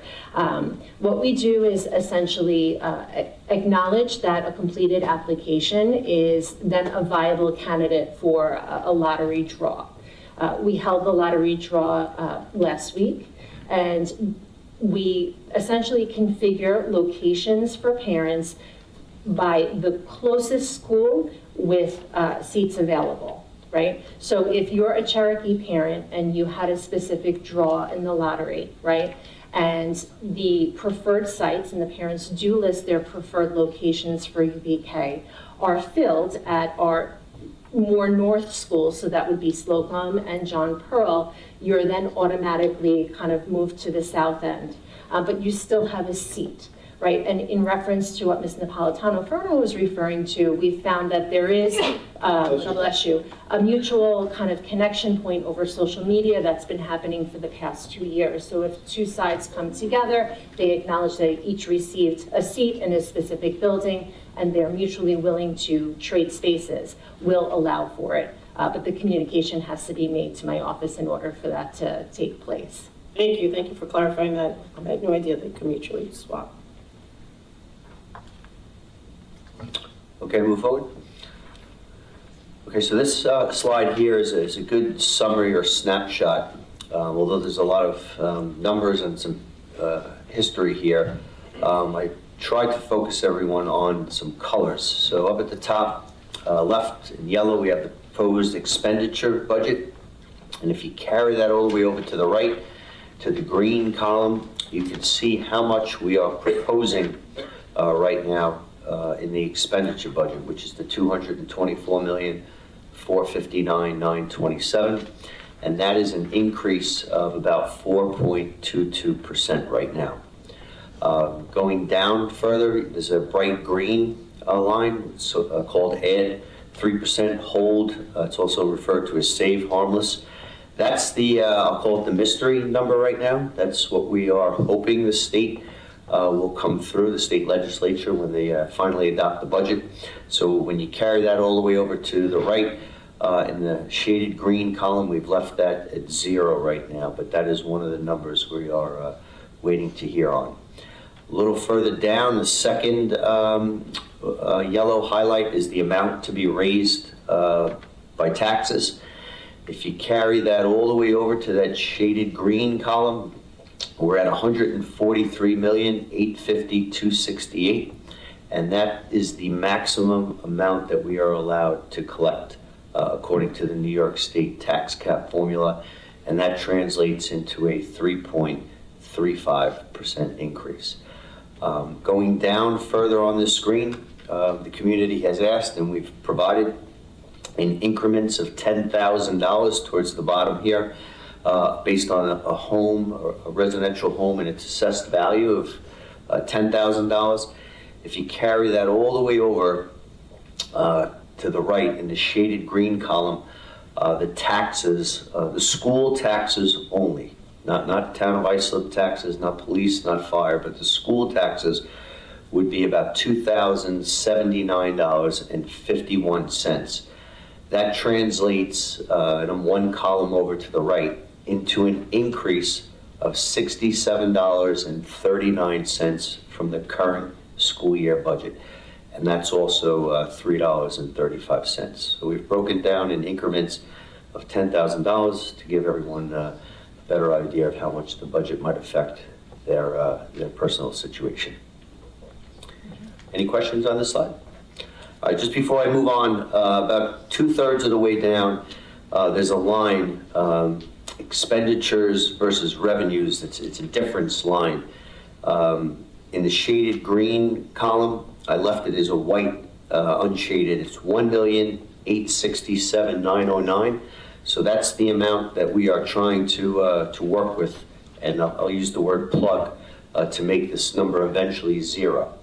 So if you take that $1,867,000, we just rounded it up to a $1,870,000, and I'm going to go on to the next slide just to explain how we, as we speak, how we might be able to fill that difference.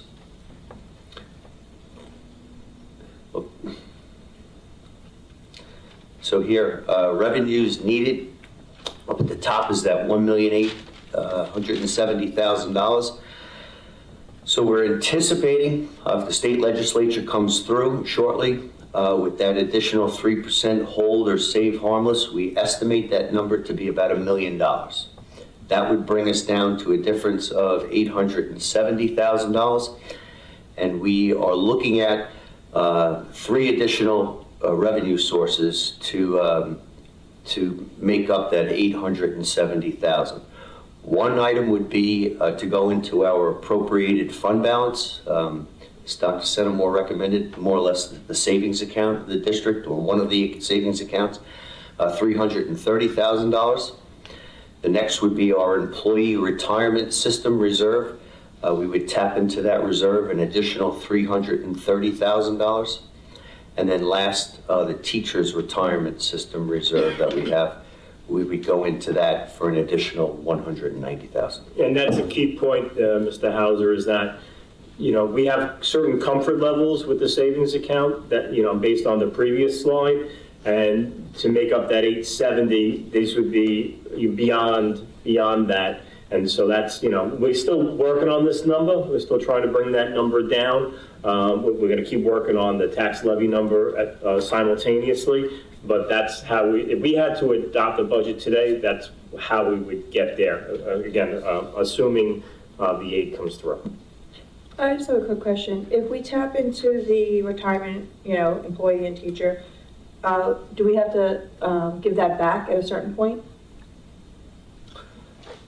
Yeah, let me jump in, Mr. Hauser. So, like any savings account, and they have different titles. Some you have a lot of flexibility, like the fund balance, the general fund balance. Then you have various reserve categories that have very specific in law statute how they can be utilized. So like any savings account, if you keep spending it down, you eventually run out. So that's why, when I talk about this budget and subsequent budget and the goal to take advantage of attrition, but I can't promise it's only going to be attrition, because if each year we're only getting an X amount of state aid increase, and we certainly don't want to overburden our taxpayers, so each year we're getting moderate revenue increases, but expenses like healthcare and pensions are going, it's not sustainable, and it's likely not sustainable through attrition alone. That's why, everybody needs to know my goal as your superintendent, to get us there through attrition and through, economies of, efficiency, but we may not be. I may have to come to this board if this aid doesn't come through this year or in the subsequent year and say we don't want to do it, but we're going to have to look at, accessing and staffing at whichever level. Okay, so the following slides here, and there's many of them, we provided a 3-page summary here that we sorted by dollar change. So from the top of this page 1, it's the account or our summary of accounts where we are experiencing the largest increase. So for example, up at the top, we have hospital, medical, and dental insurance, which is both active employees and retirees. If you carry that all the way over to the column that's called the dollar change, we're seeing a $1,338,000 increase, which is about a 3.92% increase. So the purpose of this this report here, which is 3 pages, is just to show you really in descending order where our increases are coming from. I'm not going to bore anyone with the following, I think it's 19 pages that actually show each individual code of our budget. There's over 10,000 codes, but for transparency purposes, we have them included in the presentation here. This entire presentation will be posted on the district's website. Hopefully tomorrow morning we'll have it up there for everyone to review. Are there any other questions? Okay, thank you. Thank you, Mr. Hauser. You're welcome. So when I worked on the agenda setting, we had originally put board discussions at the end of the consent agenda. There was a request to move them up back to after the superintendent's update. So I will put a motion on the table. I will need a motion in a second to move the board discussion items back to after the superintendent's update. Motion. Second. All in favor? Aye. Aye. Okay, we will start with student government update.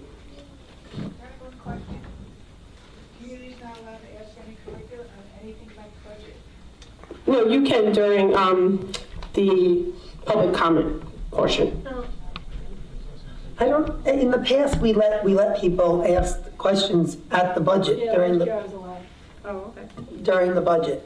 I mean, you could do student. Hold on to that, Ms. Craig. No, let the student go first, and then we'll have them ask for the budget. Okay. Right? We already have our, it's fine. Okay. Okay, I'll just hold it. So at the last meeting, I meant to mention stuff that I forgot about. So Monday, March 4th, at the high school, there was a celebration of cultures and language, and many different student representatives of different countries and cultures around the world with many different foods, types of music, and displays. This event was attended by many people and was very well enjoyed, and everyone had a great time, and this was put on by Mrs. Sosa, who is absolutely amazing. And the next event that was also hosted by Ms. Sosa and the E&L department and the language department was a paint night that represented different cultures and celebrated cherry blossoms, which is celebrated all around the world. And many people had so much fun, and that was at RMS March 14th. More so current news, sorry, logged out of my notes app. Today at the high school in the library, there was a job fair, and juniors and seniors had a good turnout, and many different students participated about asking questions and had good involvement regarding colleges. And student government has picked days for a Spirit Week, May 20th to the 23rd. Monday, we will be wearing PJs, which is my favorite day because I wear PJs anyway.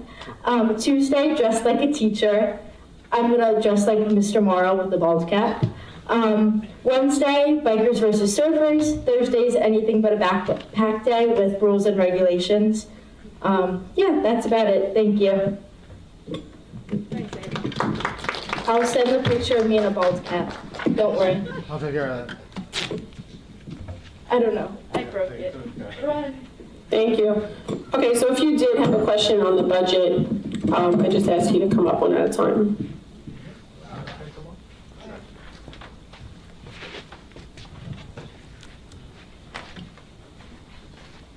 Good evening. People look at the budget from different angles from our past experiences. We have a building on Montauk Highway that BOCES rents. Have we increased their rent? Yes, we have. We've increased two things. One is the amount of space that BOCES occupies in that building. The building is 100% occupied now by BOCES. And we've also increased the amount of the monthly rent that we charge BOCES for that space. You're on my side. Sequest. Sequest is for a few, not for all. I always was against Sequest. My daughter came to this building, to kindergarten, reading, writing, knowing her numbers and colors. She had difficulty buttoning, but that was another problem. Well, the teacher wanted to put her to the next grade. She was very, very petite. She still is. And I said no. So the teacher gave her a book and told her to sit in the hall and read. That was her Sequest. I'm just against Sequest because it's for the few. Yes, those few need something extra. The teacher should give it to them. Chairs. We don't have chairs anymore. They're now directors. We didn't have chairs years ago, and I've been here a long time. We didn't have chairs. What about department heads? We still have department heads that don't teach? Yes or no? No. Okay, we still have department heads that don't teach. I guess they're doing something all day. No, we don't have we don't department have- heads. Oh, it's my comment, it's not your comment. No, I'm saying, you're asking if we do, we don't have them. We don't have department heads. They're the directors of the departments now. I mean, Oh, we don't have department heads? not the way we used to. But isn't that synonym, a director of a department versus a department head? I mean, I think I understand your question, though. There Okay. were, at one point in the district, there were chair people who taught and they did administrative work. We no longer have that. Congratulations. Oh, thank you. Good. We're doing something somewhere. Are we paying any teachers to retire? He's talking about the buyout. Yeah. In the teacher contract, there is a terminal leave clause. Some people call it an incentive. We're just following what's in the contract. There's nothing this year beyond what's already in the contract. None of them are leaving this year, and we're paying them to leave. We're paying them based on what their contract allows. Yeah, I know, it's what's in their contract is in their contract. We can do whatever we want to do. And we're taking advantage of those retirements. Okay, so that's a saving. We're not doing, Ed, what we've done in the past. I know what he's talking about. If we are not doing an MOA in regards to opening up the first eligibility for the incentive to incentivize people to leave by paying them. Because if someone leaves at over 100,000, we then hire a new teacher under 100,000 by their brackets, and that's a saving. Okay. I look at it different ways, but I'm looking to save pennies. I don't know. But as Jacqueline said, you know, it going up every year is compound interest. It's not just that it goes up the percentage this year, it's going to go up next year and then after that, and I don't have the answers either. Okay, have a good night. Thank you. Anyone else? I can just ask here this simple statement. Does anyone? I just need you to come to the microphone so people at home can hear. Thank you.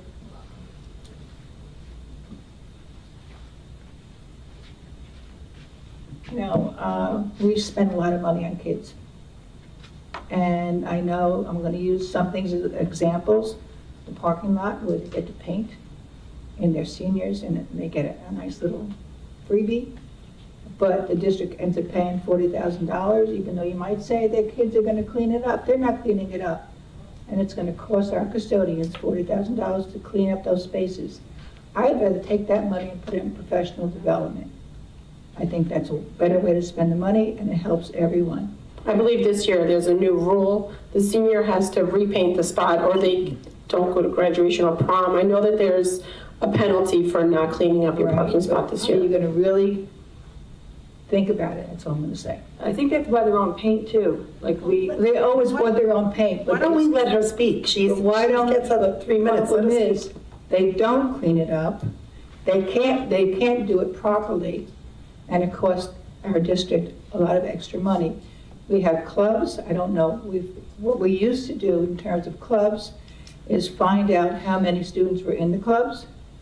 We'd ask for weekly sheets or monthly sheets, who signed in. There's another expense. I don't know if there's 3 children or 10 children, but once again, that money can go into professional development, which you need all the time.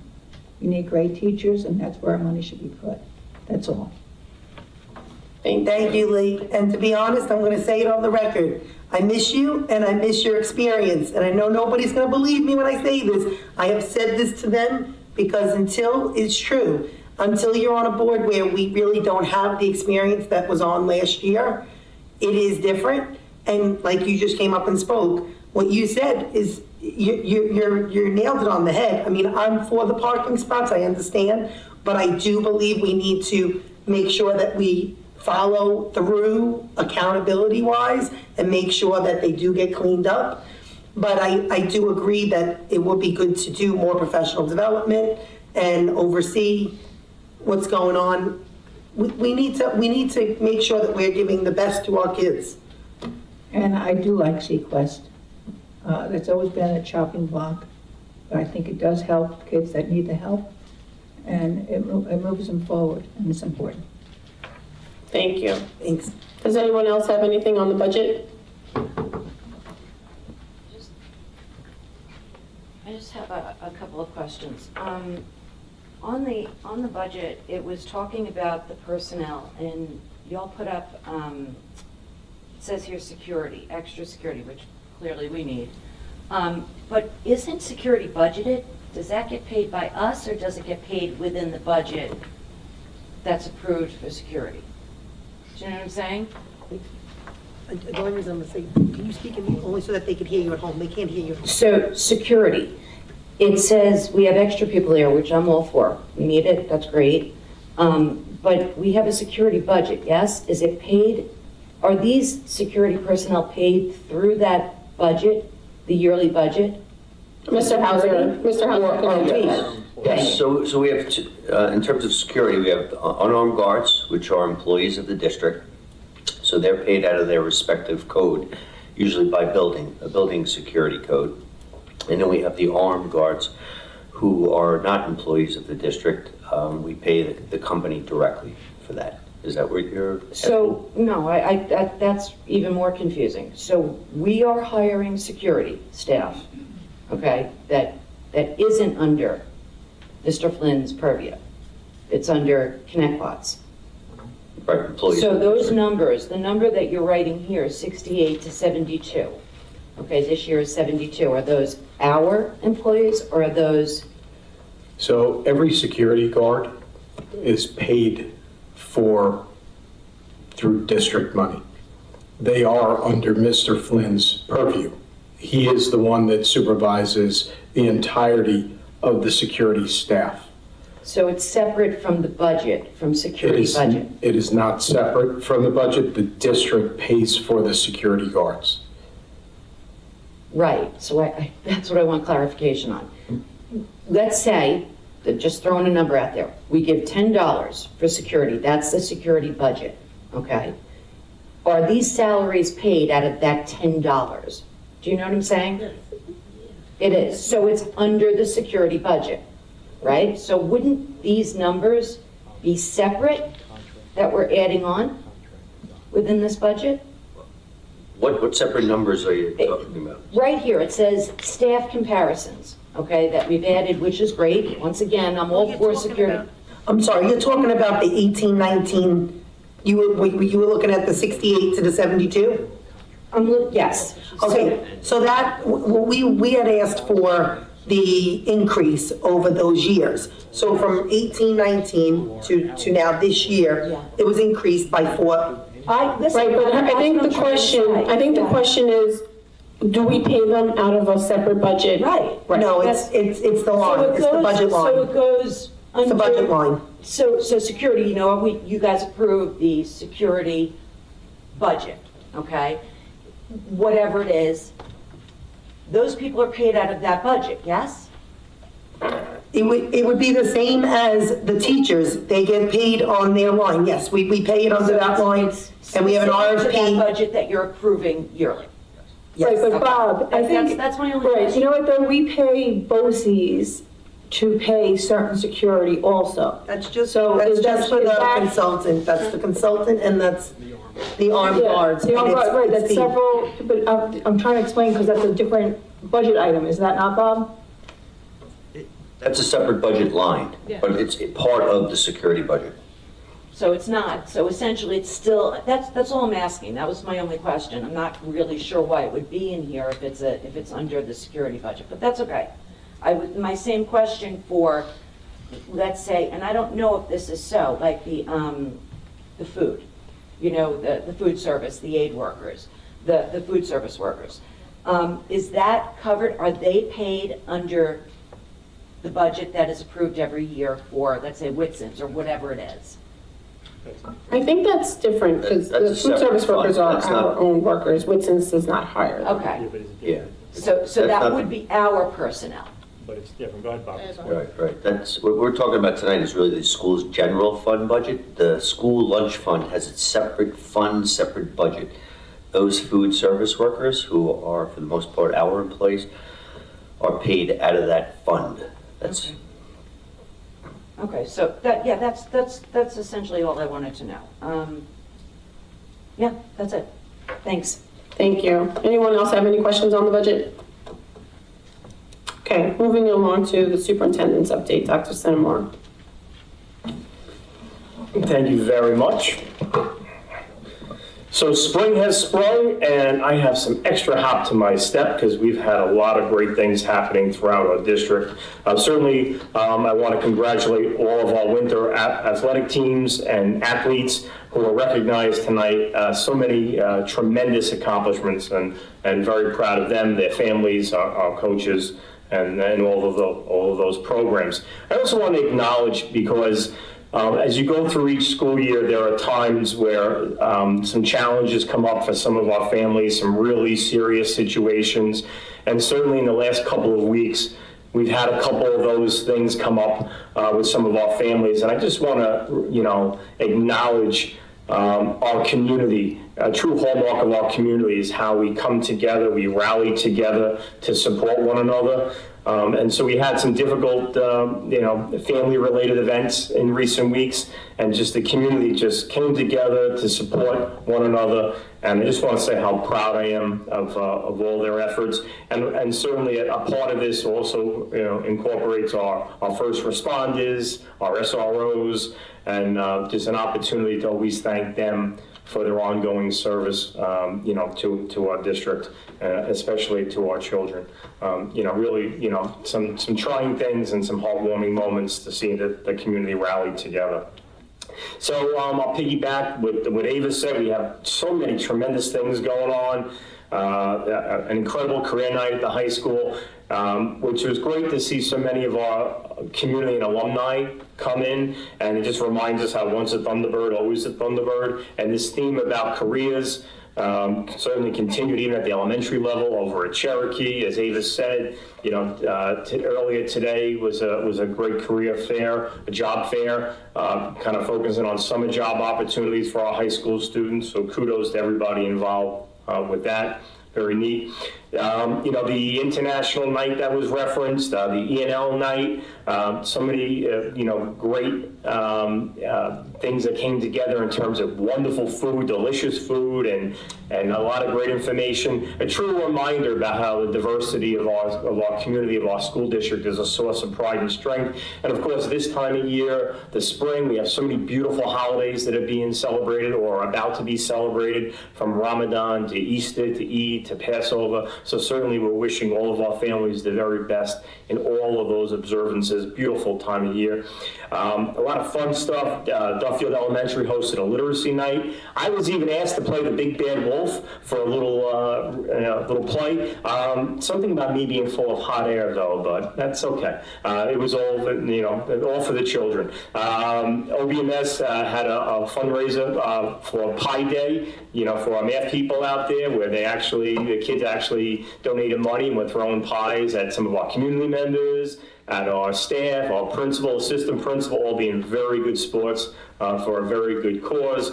Our high school students continue to be wonderful role models to our elementary students. Recently, some of our business students, financial literacy students, were teaching those type of lessons over at Basti. We love to see that. We recently had 2 students recognized as Long Island Best Artists. I know Mr. Malfronte will recognize them along with many of our musicians at the subsequent board meeting. I hope you all had a chance to go out and see Mamma Mia, the high school musical. I still can't get over it. I mean, throughout that performance, I was laughing, I was crying, I was singing, I was dancing. I brought 2 of my kids. They were mortified, but I couldn't help myself. It's just the arts in this district, the talent of our kids, certainly the staff who work with them. Just kudos. What a beautiful performance that was. We were recently over at Idle Hour for this really neat Makerspace Fair. You want to show off what you got from the Makerspace Fair? Yes, but let me just say, I have to say, thank you to Idle Hour principal, and thank you to the little boy and the little, I believe it was a boy and a girl, both, who gave me, they gave me 1, and then the other one said, no, take 2 with the principal. So I said I would bring them to the board meeting as my peace plans. And so these are beautiful. This is 2 that were there, what was it, about a week ago? Yeah. See, we live. Look, I did, and they're getting bigger. Look, you got 2 green thumbs. So thank you very much to the students. That was very sweet. I left very happy with my little plants. They only gave Dr. Sentimore 1, but I got 2. You did. So that was really cool. We had 2, not 1, 2 middle school pop concerts, Rock Middle School, OBMS. Incredible performances with a lot of modern themes, so the kids were highly motivated. The music directors, some of them dressed up. It was very neat. Some of the principals even dressed up. So that was awesome. Rock recently had a talent show. OBMS has theirs coming up. This past weekend, Hofstra University Chamber Choir collaborated with our high school concert choir for a joint event. That's really just incredible and fantastic. And again, that'll be part of the highlight. We recognize our student athletes for winter. Spring sports are up and running. I've been making the rounds. Incredible, a lot of great stuff happening out in the field, in the gym. We got badminton as well. Tomorrow, there's a varsity softball game against Kings Park. And as often happens with our teams and even some of our performing groups in the arts, there's a theme. Tomorrow's game is a mental health theme of strikeout suicide, and that's at 4 o'clock tomorrow. So we're looking forward to that. So coming up soon, you might have seen it on the news, April 8th, there's going to be a solar eclipse, all right?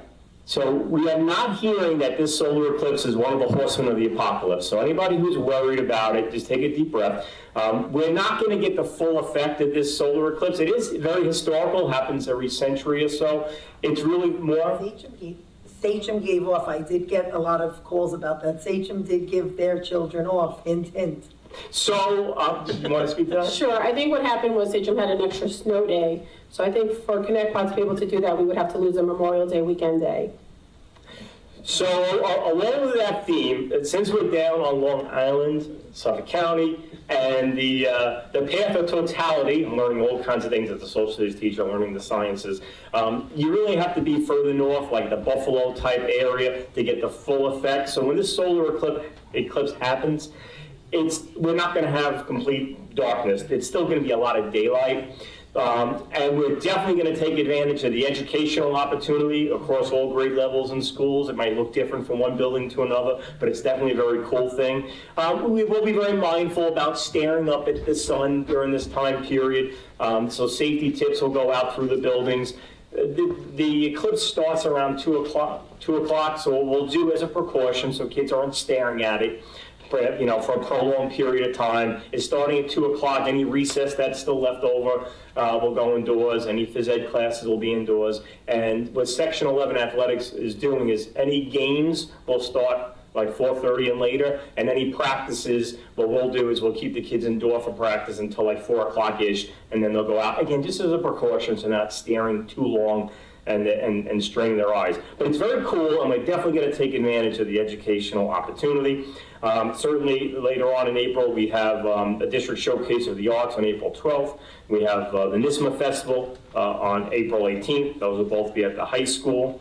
The PTA has lots of stuff going on. I mentioned one talent show, there's another. They have tons of craft and paint nights. And then I have to give a big plug that on April 5th, the PTA has their annual pound auction, all right? And apparently the PTA wanted someone who was very shy and had a low voice, because they've asked me to be the auctioneer. Hey, $1, $1, $1, $2, $2. That's just a little bit of a preview. So it's for a good cause. If you're available on April 5th in the high school, I think it might be the cafeteria, for the PTA for their pound auction. As always, we thank the PTA, we thank SEPTA, we thank ORBA, we thank all our athletic boosters, we thank all of our civics for all that they do for our students and our community. Wishing everyone a wonderful spring and enjoy all the beautiful spring holidays. Thank you. Thank you so much. Okay, moving on to board topics. We have district events, Jackie DiLorenzo and Jackie Napolitano-Furno. I just told her I'm just going to start off just because I want to first hit on two things that are not on here, that to just start. One, I want to apologize to our community because we really should have, during the moment of silence, when you did the moment of silence, we really should have stated to the first responders in our district, especially since the last week, we have needed them and they have been here like this. What they have done for our students who had some issues, for our families who had some issues, for our central office that had an issue, no matter what anyone wants to say, they have stepped up for us this week. And last night, a police officer was killed from NYPD. Our district has many law enforcement, first responders, firemen, EMTs. To all of them, my heart goes out to you tonight. Be safe out there. You know, we all need to come together as a district, because it doesn't matter that it was a first responder. It could be anyone's family member. And to be very honest, somebody went to work and didn't come home. And an 18-month-old baby does not have a father. Their father is gone. So I really am asking everybody to say a prayer for that family tonight. Yes, thank you. I couldn't agree, and that was a slight on our part during the moment of silence. Agreed. Number two, I wanted to bring up we went to Mamma Mia. It was amazing. Great job. I have to say that the boy who went on stage and spoke about his brother as well, I want to say a prayer for them, send that out to the family. Brought me to tears before. For a child to be able to advocate for their sibling like that is exceptional. Exceptional, and I wish that family a lot of prayers. I also want to say that the kids who were on stage did a magnificent job. Magnificent. I can't even say enough about how great and talented our high school students are, how wonderful the production was. Thank you to all of the teachers and the director and the students that were in the pit, to the stage crew, to everyone who worked on that exceptional job. Really, I can't wait to see, I had said to Mr. Malfonte, I cannot wait to see where these students are 5 years from now, because I would place a bet that there are going to be some of them on Broadway. Amazing job, and really wonderful. Yeah, I second everything you said about the police officer and prayers for all of our families, prayers for them that they went through this tragedy. Absolutely, I agree with everything you said. And I do want to also touch on, start by talking about Mamma Mia, which was fantastic. You both said it all. Amazing job, the stage crew, the pit, everyone that was there, the teachers, whoever put this together. It was absolutely phenomenal. That show was incredible. I personally, for me, because I did all the theater when I was here, when they were singing and dancing and it was like karaoke in the audience, I was amazed. It was absolutely incredible. It was so much fun. Everybody was up singing and dancing. It was really, really incredible. And with all of that, it is amazing because you hear all these things going on, but when you are at these shows and you see the students on the stage, you see them working together, you see the talent, and then you hear things like the family, the young boy who got up and spoke about his brother, and other situations that occurred over the last few weeks that really brings us together. It really doesn't matter where anybody is, and that is a T-Bird, the way we come together. That's ConnectQuad, and I can't be more proud to be a part of this community in every capacity, as a student, now up here as a trustee. It's really amazing, and that's what it means to be ConnectQuad. It really was beautiful. Again, I also want to say thank you to, because I do not want to be remiss, thank you to our security who, on their time off, we had a family in need, and they all got up and went. When the bell rings, they go. And thank you to Dr. Centimore. I know you don't want me to do this, but I have to do it. This is a man who, if your family needs anything from our school, this man stepped up like I have never seen admin step up before. This is a man who was out until 3, 4 o'clock in the morning helping to look for a child. This man should be commended. It was not part of his job. This is what he did. Thank you. Thank you to our security who went all around in helping our police department, and thank you to all the first responders who went out there to do whatever they could for ConnectQuad community this last month. They really proved that when we need them and the bell rings, they all come. absolutely, and it's really incredible, and it's very special. This is a very special community, and I feel very blessed to be part of this. And other things that we. What are you gonna talk about? Oh, yeah, I know, that was. I wish I could have gone. Oh, you went to the other one. You were at the. Weren't you at the concert? Yes, When it was the you were at the concert. Yes, You want to talk which about the was. concert? Yeah, which was incredible too. The talent is just, it's amazing. I want to be up there on stage with these kids. I love it. It's really incredible. And other events that happened was Pi Day, which was so much fun. I wound up staying there for all the periods in OBMS. And I got to give you, Marisol, you got up there, you got pied. And kudos to you, I couldn't do it. I actually debated throwing one at your face, but I didn't know if that would be good for our PR. you really so should've. I said, maybe I just watch and support. It really was a fun day. And again, that was another instance where I was there for all 4 lunch periods. Every single student was smiling. Even if they didn't all throw pies, they were smiling, they were happy. Poor Mr. Piombo, oh my gosh, he was covered. But it was an incredible event, and these are the things that really make ConnectQuad unique and special. And again, I have to thank everybody for everything that they do to make this happen, the students and everybody involved. Really, really fantastic. I did miss one more thank I have to do. To all of the students, to all of the parents, to all of the community members who came together when families needed them in the last 2 weeks. I saw 18 boys on bikes helping to try to find one of their peers. If that doesn't say that this community is a wonderful place to live, that we can all have our disagreements, we can all have our issues, but at the end of the day, when somebody needs something, everyone came together. Nobody cared what side of politics you're on, what side, whose team you're on. Everybody just cared that they got up, they went, and they were gonna do for families. And for that, I commend every one of you. I thank the community members and the parents that I saw going out and, doing everything they can. Like I said, it's those times that you look back in hindsight and say, wow, we really are a wonderful community. Connecticut really does thrive in a lot of ways, and it's sad that sometimes people don't highlight those ways, and I just wanted to tonight. I also, that's why I was saying about this was the maker space that at Idle Hour, that they did a fabulous job, and they had a beautiful book fair as well that I went to, and we bought books. And then we ended up, what was the other one? The Italian.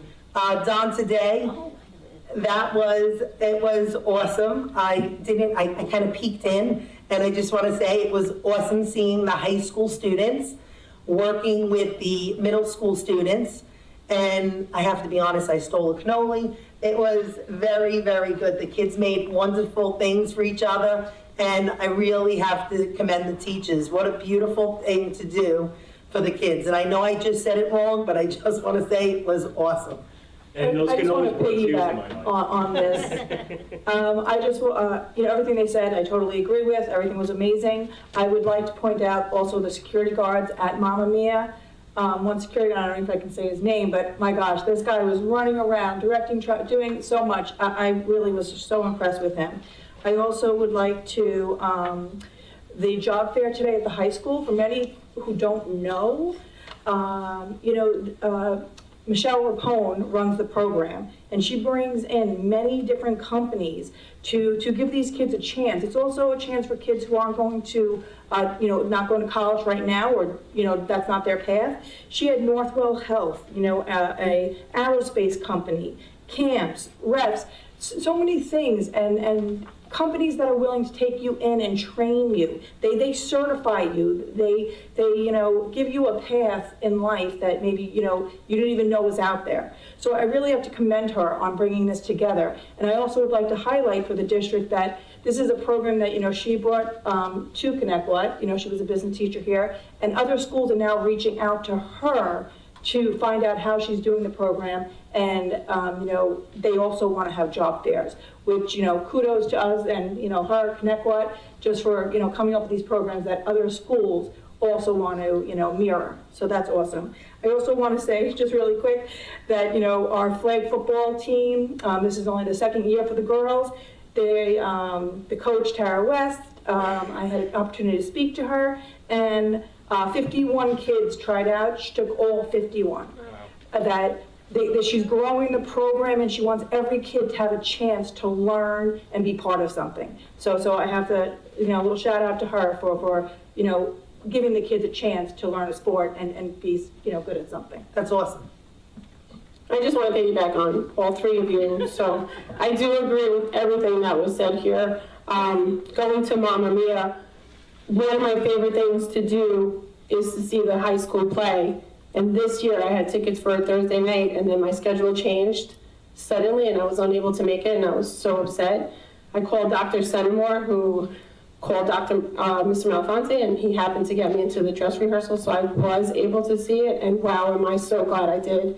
What an amazing performance. Those kids are amazing, and I'm so happy I was able to see it. Pie Day was super fun. My son got to smack me right in the face with the pie that he chose to throw at me, all three of them. And this Saturday, actually, I was able to go to the high school to see Hofstra collaborate with our choir.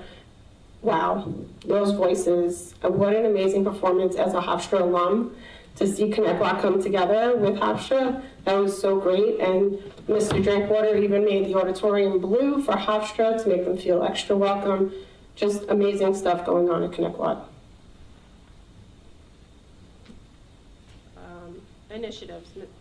Initiatives, Ms. Napolitano-Furno. Two things. I wanted to work on, and actually a lot of these are going to go into each other, so I wanted to work on, we haven't had a new vision, board goals, initiatives.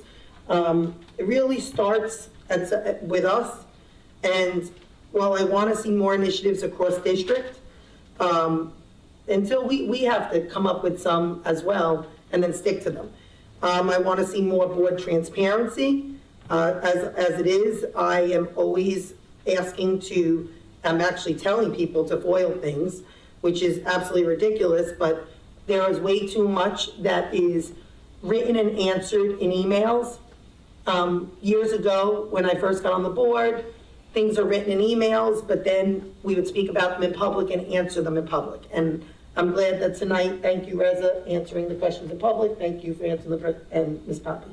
Because really, that's how, we need to do that more, because the community isn't reading our emails.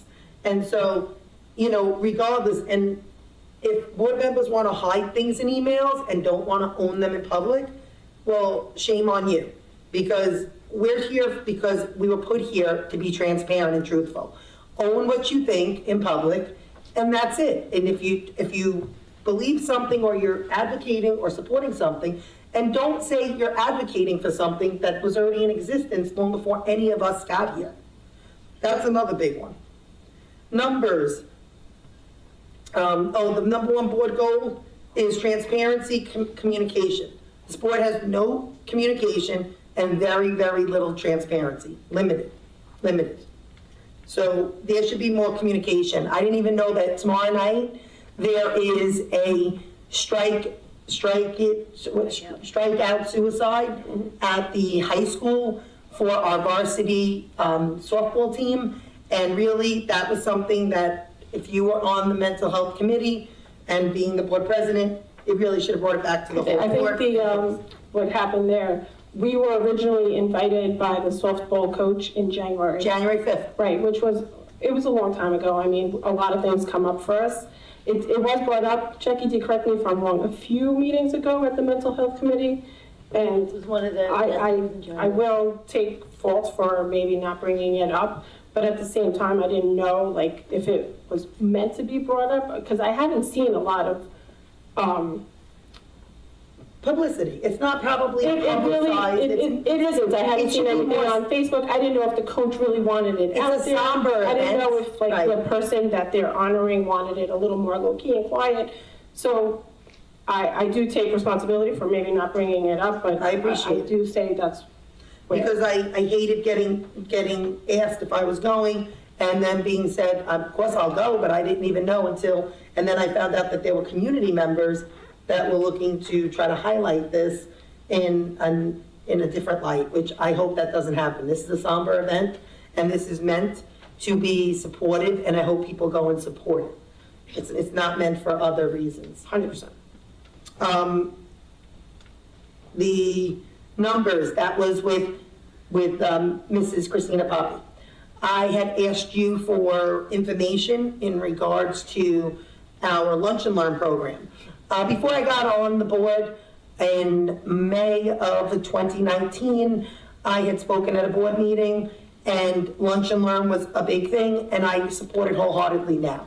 On May of 2019, I stood up in front of the board at that time, and it's on record, saying that I do not think that I had a third grader at the time, and it was being brought into third graders, and I said, no, my third grader needs to learn English, and it was something that they were pushing in. And I have to give credit to the board at the time, because they were able to come up with something that was a happy medium, and it was Lunch and Learn. It was funny that the following year, my then fourth grader wanted to be part of the Lunch and Learn program, but couldn't because it was a third grade program. And I said, oh my goodness, I was the one saying that we should have, I was a parent on the other side. It took me being on this side to see how valuable a program it was, and then see it in action, which is incredible. So I fully support it at this point. But supporting something and advocating for it are two very different things. And I just want the public, because people have asked me and it's been brought up to me, and I said that was brought up by board members who are not on the board anymore. Even though the board members here they take credit for it, technically, we support it, but we did not advocate for it. It was here long before us. There were board members who advocated for it, Lee and Mylin, and I give them a lot of credit. And I, again, just wanted to know when it came into, I believe it was May of 2019, it was on that budget, because I got voted in, and at the same time, I believe that went through for their Lunch and Learn. So I can, I'm sorry, Ms. Poppy, but I think I could speak to this because I think you're referring to me. So I did not claim to advocate for the Lunch and Learn, but I do advocate for foreign language down to kindergarten. And Ms. Poppy, I believe I have brought this to you, that I wanted to be as part of their learning environment for all the children. And I even brought a program that I believe Bayshore does. It's similar to Sequest, where kids are elected and the parents opt them in to be pulled from the class and go to a different location to learn a foreign language. I never claim to have advocated for the Lunch and Learn, although I think it's a great program and it's an amazing start. I do want to see foreign language start as early as kindergarten, and this way the kids can absorb it better and learn it better, and I think that it's great. That's wonderful, but when you say that you advocate for something, and you say that I've been advocating for foreign language in students, the board members before us advocated for elementary foreign language. That's who advocated. We now are supporting. There is a difference. I mean, I understand you may not understand that, but to claim that it's almost like if you said, I advocate for armed guards, you weren't even for armed guards, and I advocated for it, 100% as a parent on the other side. 100%. I 100% support armed guards, but I 100% have advocated for foreign language to come. No, you 100% support armed guards now. You did not 100% support armed guards when I was fighting for it 10 years ago. I 100% 5 years ago. was unclear on my stance, and once I decided, I 100% support them. Like I said, advocating and advocating for something and doing something under being supportive are two very different things. And again, I was asking Ms. Poppy, because that's who I want to answer. Can I just throw something in? No, I'm sorry, we're just gonna finish our board discussions, just 1 second. Out of respect for a senior board member, perhaps? During public comment. Sorry, I just can't have screaming from the audience. Lee, I would have let you talk. Go ahead, Ms. Poppy. Sure. So I verified today that we first implemented our FLES program through Lunch and Learn in the 2018-2019 school year. We did take a hiatus because of COVID and then reinstituted it. And Mrs. Mallon, to your point, this year we worked up into 6th grade by providing world language experiences for students before they select their preferred language to study in 7th grade. And next year, we're looking to use existing staff to increase that Lunch and Learn experience, broaden it into 2nd grade. And we'll work our way down into the primary grades from there. And that was done and advocated for before Marisol was on the board and before I was on the board. Because originally, the board members before us, and they can talk when public comment, they wanted it from lower than the 3rd grade. They negotiated it into the 3rd grade, if I'm not mistaken, because again, I was at that board meeting and it's on record with me speaking as I was like the first speaker that night. And they wanted it, they were advocating for years for it to be at the elementary ed as many grades as possible. And I think that's what Ms. Mallon doesn't realize, is that had she maybe paid closer attention for those years, they had been advocating for this for many years before us. They put the stepping stones in the place for us to now support it. Next, do you have, from the second piece of that, which was the personal finance? And Ms. Napolitano-Ferno asked that I uncover when we started offering that personal financial literacy elective at Connecticut High School. And we've been offering that elective since 2009. So for a lengthy period of time. I don't know whether it was as popular then as it is now. We know from our conversations on curriculum committee that that is a particularly popular course elective for students. I'm so thankful that because the way Ms. Mallon made it sound, she was the cause of bringing it into Connecticut. And I was when you say I advocated for personal finance, you're not really being truthful and transparent, because the reality is, it's been here since 2009. The people who advocated for it were the board members before us. Jackie, I can't advocate for something that was already there. What I'm advocating for was making it a requirement for graduation. And board members before you advocated. You then supported their advocating of it.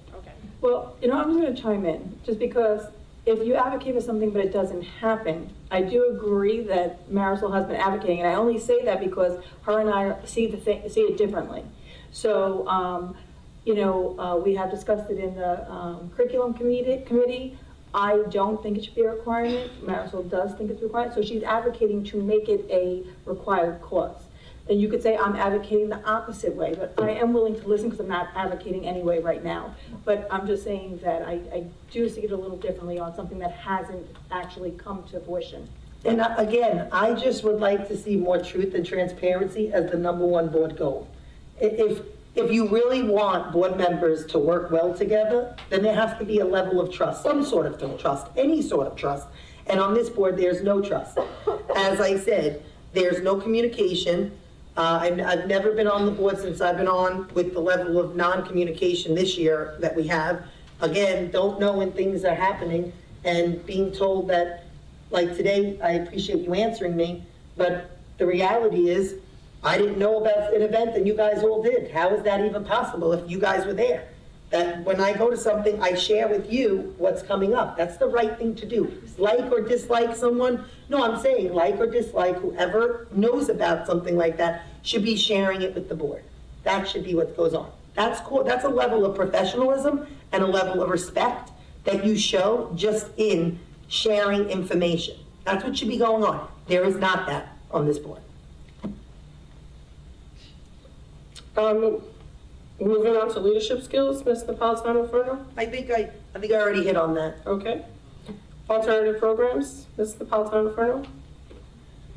That was actually, April had brought up the wrap room, and I was against it once again. The reason that it was brought up was over, she had felt that it would be, I mean, you could speak about it, about a fight. If there's a fight in the high school, middle school, wherever, I tried to explain that a physical altercation would not be something that would land in a restorative justice wraparoom. That is not, and thankfully I was able to have the superintendent interject, because this is something that I think people need to understand. Restorative programs are not meant for physical altercations. Those kind of altercations, especially at the high school level, you will not see the police say, we are going to use restorative discipline for a child that went up and cold clocked another child, and that didn't happen. That's me using that as a example, but you wouldn't be using that. That's not going to be what you put into a restorative program. I do not support the restorative programs, and I am thankful that we have now mindfulness and other programs in its place that are helping all students, not just a small level, especially during COVID, when that program helped one student, not even one that couldn't even get through to anyone. So I had written an email that I wanted alternative programs. So I would like something unique to connect with. I am not a fan of out-of-school suspension. I think, and I've spoken to several educators who agree, out-of-school suspension many times is a form of a vacation for kids. Sometimes when they get these out-of-school suspensions, they do something else to get another one because they'd like some time off from school. They also, there's some kids that don't have the best home environment. When we give a kid out of school in suspension, we could putting them in harm's way. We could be putting someone who doesn't have food, and coming to school gives them the breakfast now and the lunch. So I am a fan of in-school suspension, and I'm also a fan of the whole child. So if a child's acting up and it's repetitive and things are happening, I don't care if it's a fight or something else, I think that we should be looking into helping this child to figure out the root cause of why this keeps on happening. So we actually have some alternative programs right now. One of the programs we have, our Drug and Alcohol Task Force, has come up with, if you get caught vaping or the THC vape, you can join, which right now we have 100% participation in the kids who have been caught, a counseling sessions to teach you, how to quit, why it's bad for you. Kids come in that are young and from rehabs to speak to these children. So we're already coming up with alternative ways to help these children who have, committed something that, we feel is incorrect, behavior in school. But again, out-of-school suspension, I'm just not a fan of what it represents. I feel it should be in-school suspension. You still can do your work. The teachers can bring you, what's happening. And many kids, of course, if you want to do something and you get out of school, back in several years back when my daughter was in school, her friend was sending her pictures from the beach, from the nail salon. She was making her whole 3 days, all fun. And I always think about that with the out-of-school suspension. So, I would like to see that we, maybe some collaboration between our principals and the middle school and the high school come together to figure out what programs, and it doesn't even have to be a true program, a ConnectWatt program that works for our students, for our schools, and that, administration, teachers, staff, everybody's on board with.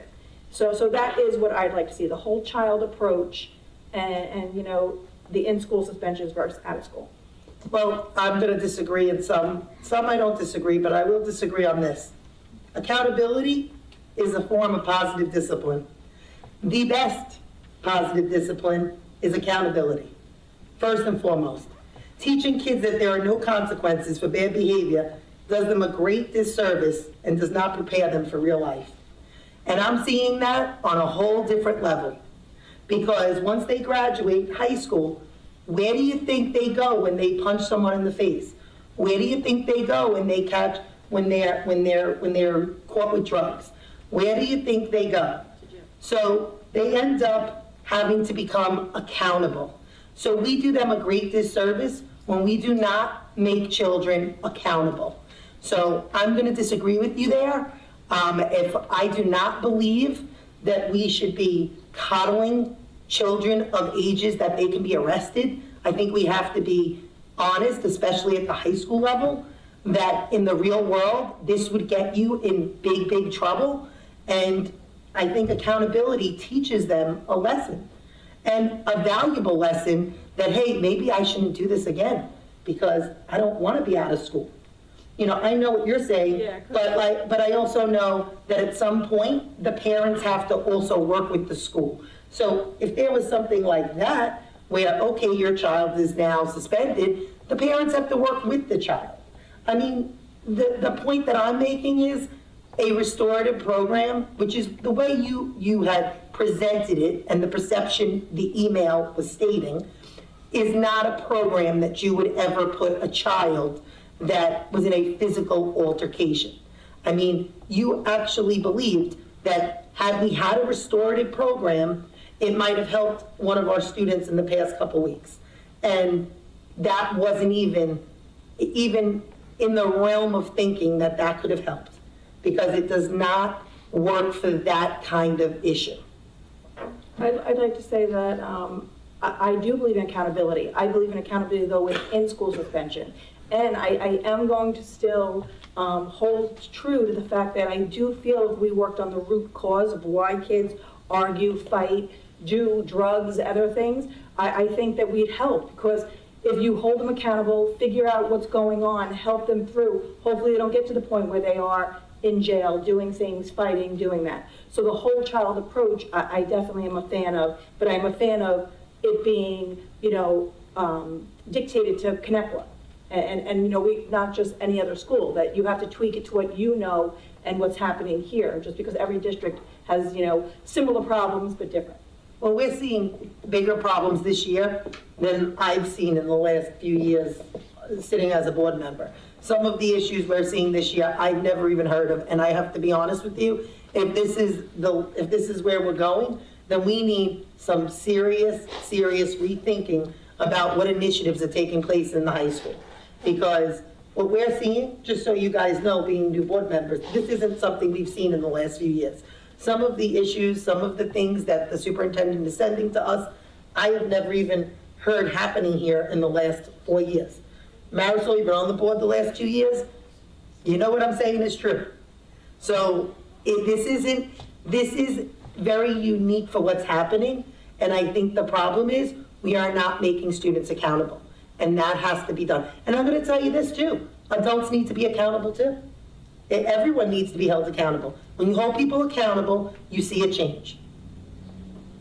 I think we have to just keep in mind when we're looking, and I'm listening to everybody, and I see great points made in all areas. One of the things I think we have to just keep in mind is that while I understand you saying get to the root of the problem, figure out exactly why they're doing this, what's causing these behaviors, we have to keep in mind we are a school. We want to keep that line there, that we're not a hospital. And absolutely get these children the help that they need, but we have to watch the programs that we bring in, because as soon as you start getting into that, we are crossing into that restorative justice realm, even if that's not exactly what it is, which essentially, and I might sound like a broken record from years ago, we are now crossing into that line of DEI and all these other things that we really have to watch. We have to keep our eye on that, and a lot of what you were saying sounds a lot like DEI, which comes from CRT. So I understand all the points. I just, as a board member, I want to be able to keep that bird's eye view on the programs we are inputting to make sure that they are actually helping our students, making them accountable if that's what, if that's a proper thing that needs to happen based on the behavior. And we have to keep them educated. We're not a hospital. We have to always keep that in mind. Help them, but know where our boundaries are. So I'll just jump in a little bit. I've stated before that I tend to be very old school with things, but I try to infuse that new school component. And I think the prevention piece, because I do meet with the principals, I do talk to the principals about discipline, at elementary level as well. And so a tremendous amount of effort goes into preventing the behaviors before they occur. The intervention component that was referenced. This ties directly into also looking at what we're currently doing and maximizing our efficiencies and how we have all our various interventionists along the mental health lines in terms of preventing behavior. Once behavior happens, especially as the kids get older, middle schools, high school, and you start looking at things that involve health and safety and maintaining a safe learning and working environment, we have adults and students together, you try to strike that balance. As a former principal, nobody likes to see kids get suspended, whether it's in school, certainly out of school. We certainly appreciate the extra burden it places on parents in terms of supervision. We do make sure that instructional services do get maintained. But sometimes for some of these infractions, especially anything of a violent nature, and when the older kids get into fights, they could be a doozy. And if you have a situation where something dangerous is brought into school or some kind of dangerous substance, sometimes that removal from school component does send a pretty loud message in combination, in combo meal with the intervention and support both for the family and for the kid. So, one of my top priorities as superintendent of schools is the health and safety of all of our students and staff, in the learning environment. But I'm a big believer in that new school in terms of prevention and intervention services, but it is about striking that balance. I have to say that I agree with a lot of points that were made here tonight. I do personally also agree that sometimes an out-of-school suspension might be a vacation for some, but an out-of-school suspension might be some other kids' worst nightmares because their parents will ruin it to them. But I think that sometimes it comes down to the child and what their situation is. And sometimes a one size doesn't fit all. So sometimes maybe we can take that into account too. We have printed calendars, which was myself, Ms. Iannatelli, and Ms. Napolitano-Furno. So there have been community members reaching out and requesting printed calendars. I know that in the past, we have discussed it. It is a big expense for the district to print calendars for everybody. And Ms. Cirillo, who is Dr. Sendamore's assistant, or whatever you call her, administrative assistant, will print out a calendar for whomever would like one, and they could come down to district office and pick one up. But I personally don't see how we can print one out for the whole district, but that's just, I don't know if anybody wants to add. Did we get what the budget number was? Or did we, in the past, what we were spending? We did get a quote. I don't have the number what we spent in the past because I don't know how far back that is, but we did get a quote, I believe, for 21,000 copies, was it? In terms of the mailing? Yeah, and there's a separate bulk mailing cost as well. I don't have that information available. Okay, right no, if you, just so we can have it at the next meeting, so we could at least let the community know why it was something that we had to, but I did say in the email that Mrs. Incerillo had said to us in the past, she would print them. She even told us that to tell them last year. And I got a printed color copy right from you. So thank you. So anyone who needs one, they can absolutely get one from central office, but it would just be, it's a nice idea. I love the calendar. I love all the pictures and everything we used to have, but I understand that it's something, in order to have that made, we'd have to give up something else. So something to look into, but we haven't. Thank you. Does anybody else have any? There's one other thing. I just wanted to make it clear, and I want to be put on the record with this. I had heard rumblings about contracts not being followed, about MOAs being pushed. I just want to make this very clear. If anything is going on and the entire board doesn't know about it, I don't care if there's a clear board majority on this board. If there is board members like myself or Jackie D that aren't being told things, that's a problem.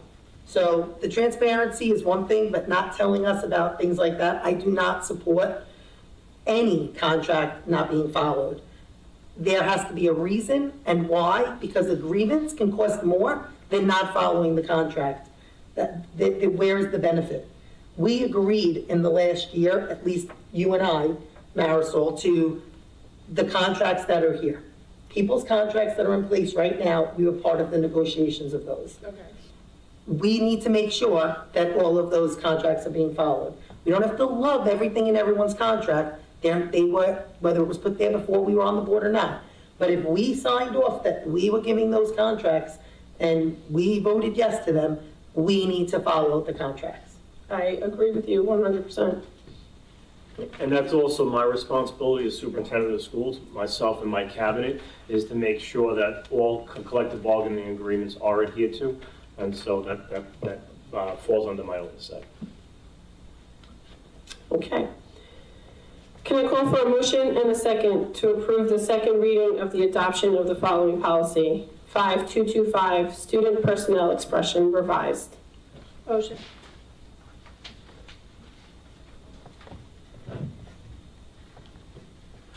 Is there no second? Second. Does anybody have any questions? All in favor? Aye. Aye. All right. Motion carries. Can I call for a motion and a second to approve the instructional and non-instructional personnel items as presented? Motion. Second. All in favor? Aye. Aye. I will now open the floor for the first public comment portion of the agenda. Does anybody have anything on the consent agenda before I read this?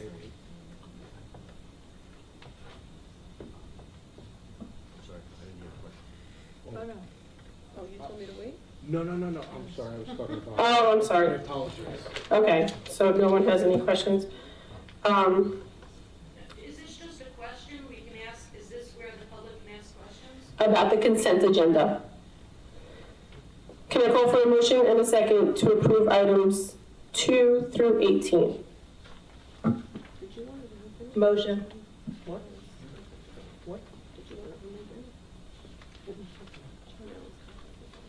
No, I told him I'm fine. A motion and a second to approve items 2 through 18. Second. Any questions from the board? Yeah, I just wanted to make a comment on number 6. I believe it's number 6. Hold on, let me just scroll there. Yes, I just would like to say that I had an opportunity to speak to a teacher in the district who had no clue this was going to be on the agenda, and they asked me about giving their days back. So I just would like to tell the school that if you cannot get the days here, there are so many other teachers willing to give their days outside of the initial school on the that is asking for the days. So our teachers and staff are very generous, and I truly believe they will be able to get the 80 days. If they can't get them here, but they can get them at other schools. And that is part of the MOA. And the reason they don't know about it yet is because nobody was going to say anything unless the board was willing to approve it. So that will go out from the CTA. The CTA leadership will notify the membership tomorrow about Oh, yeah, no, I just meant it was a coincidence that they were asking me, can I give my days? And then, we had those on here. So I thought it was a great opportunity for, staff members to give back if they, obviously if they want to. Okay, any other questions on the consent agenda? All in favor? Aye. Aye. Motion carries. Okay, I will now open the floor for the open public comment portion of the agenda. I will call individuals forward one at a time. Please wait for my acknowledgement before stepping to the podium. You should have received a number card from security on your way in. If you have not, please see a security guard in the back of the room. Any person wishing to address the board shall address the board president. Comments should be kept as brief as possible and relate to school matters only. Each person will be limited to 3 minutes for one or more topics. Individual employees, parents, or children should not be identified by name, title, position, grade, or building. The use of foul language and threatening comments will not be tolerated, and the board will consider a recess until order is restored. In accordance with policy 1230, public comment will not exceed 30 minutes. If there are additional persons wishing to speak, the board may consider a motion to extend the time. Number 1. Number 2. That would be me. On my way up, Mrs. Poppy, I think you remember how we wanted full-day foreign language in elementary school, but then talking with the union and not talking to the teachers about it, that we couldn't fit it in. So that's how it all started. Then it went to lunch and learn. Thank you, Lee. And RAP program, I know you I'm well. just going to ask you to speak into the microphone so I'm we'll... not started yet. I didn't start yet. I just because I didn't say hi. Listen, if you need 3.5 minutes, I'll fight for you. Don't Take worry. what you need, Blake.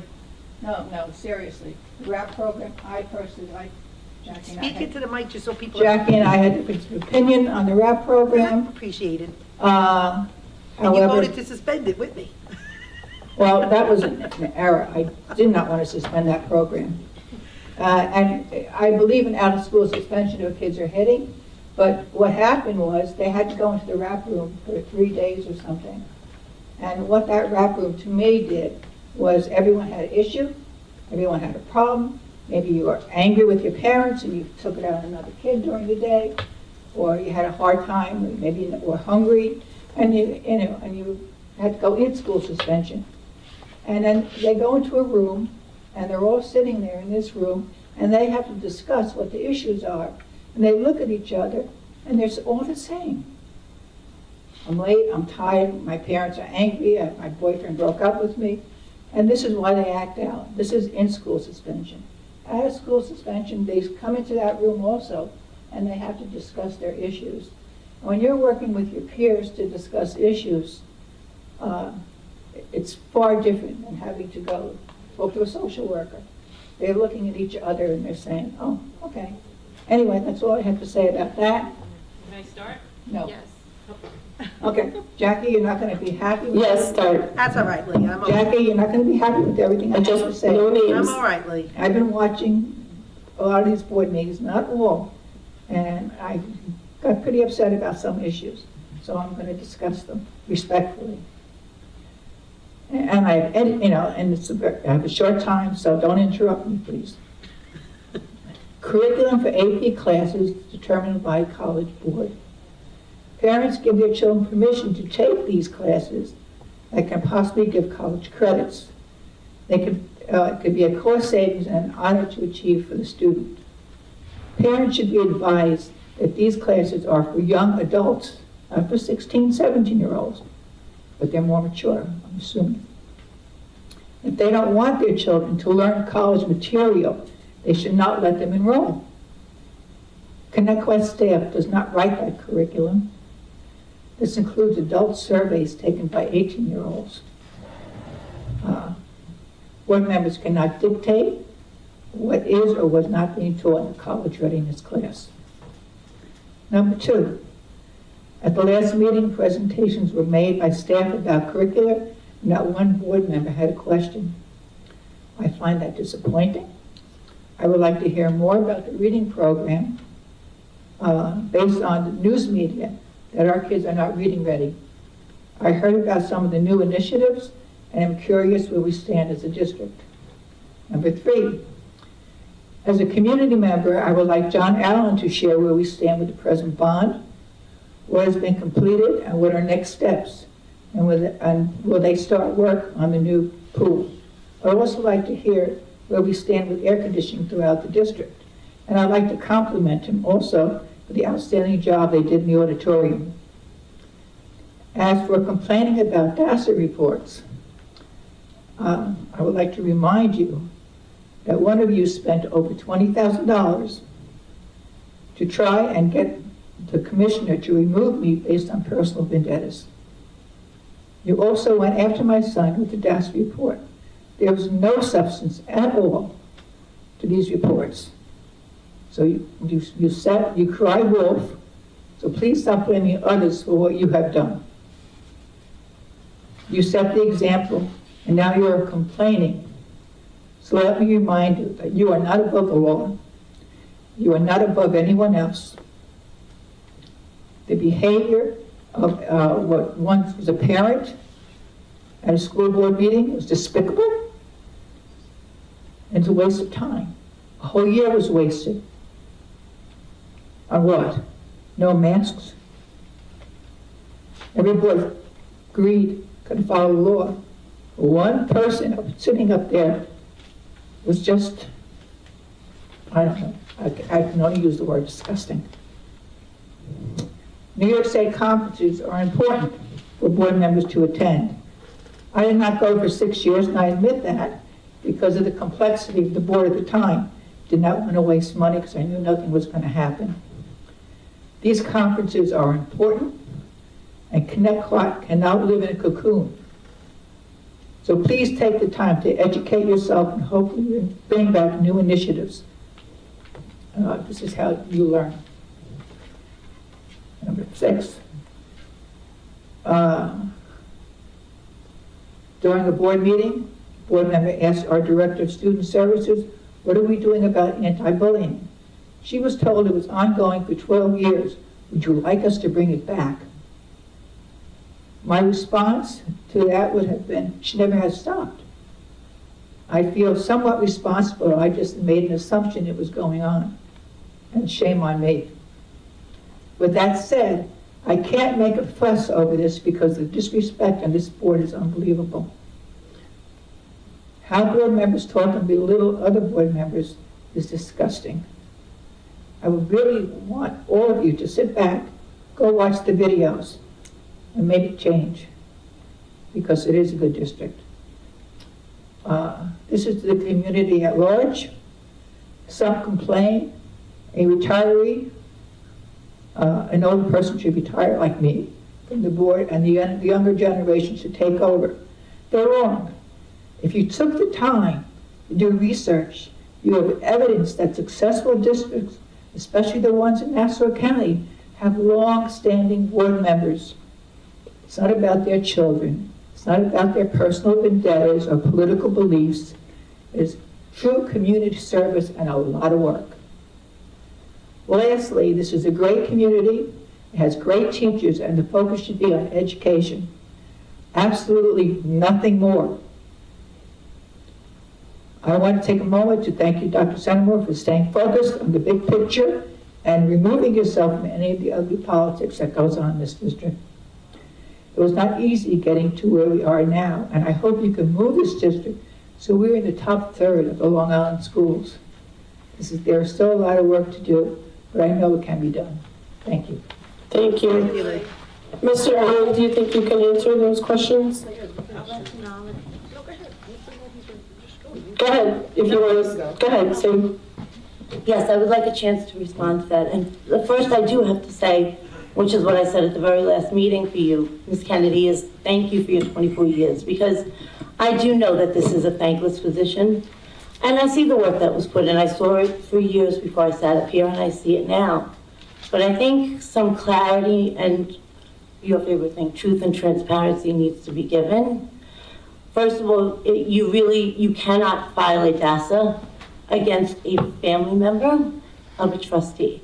That's not something that happens, and that is not what happened.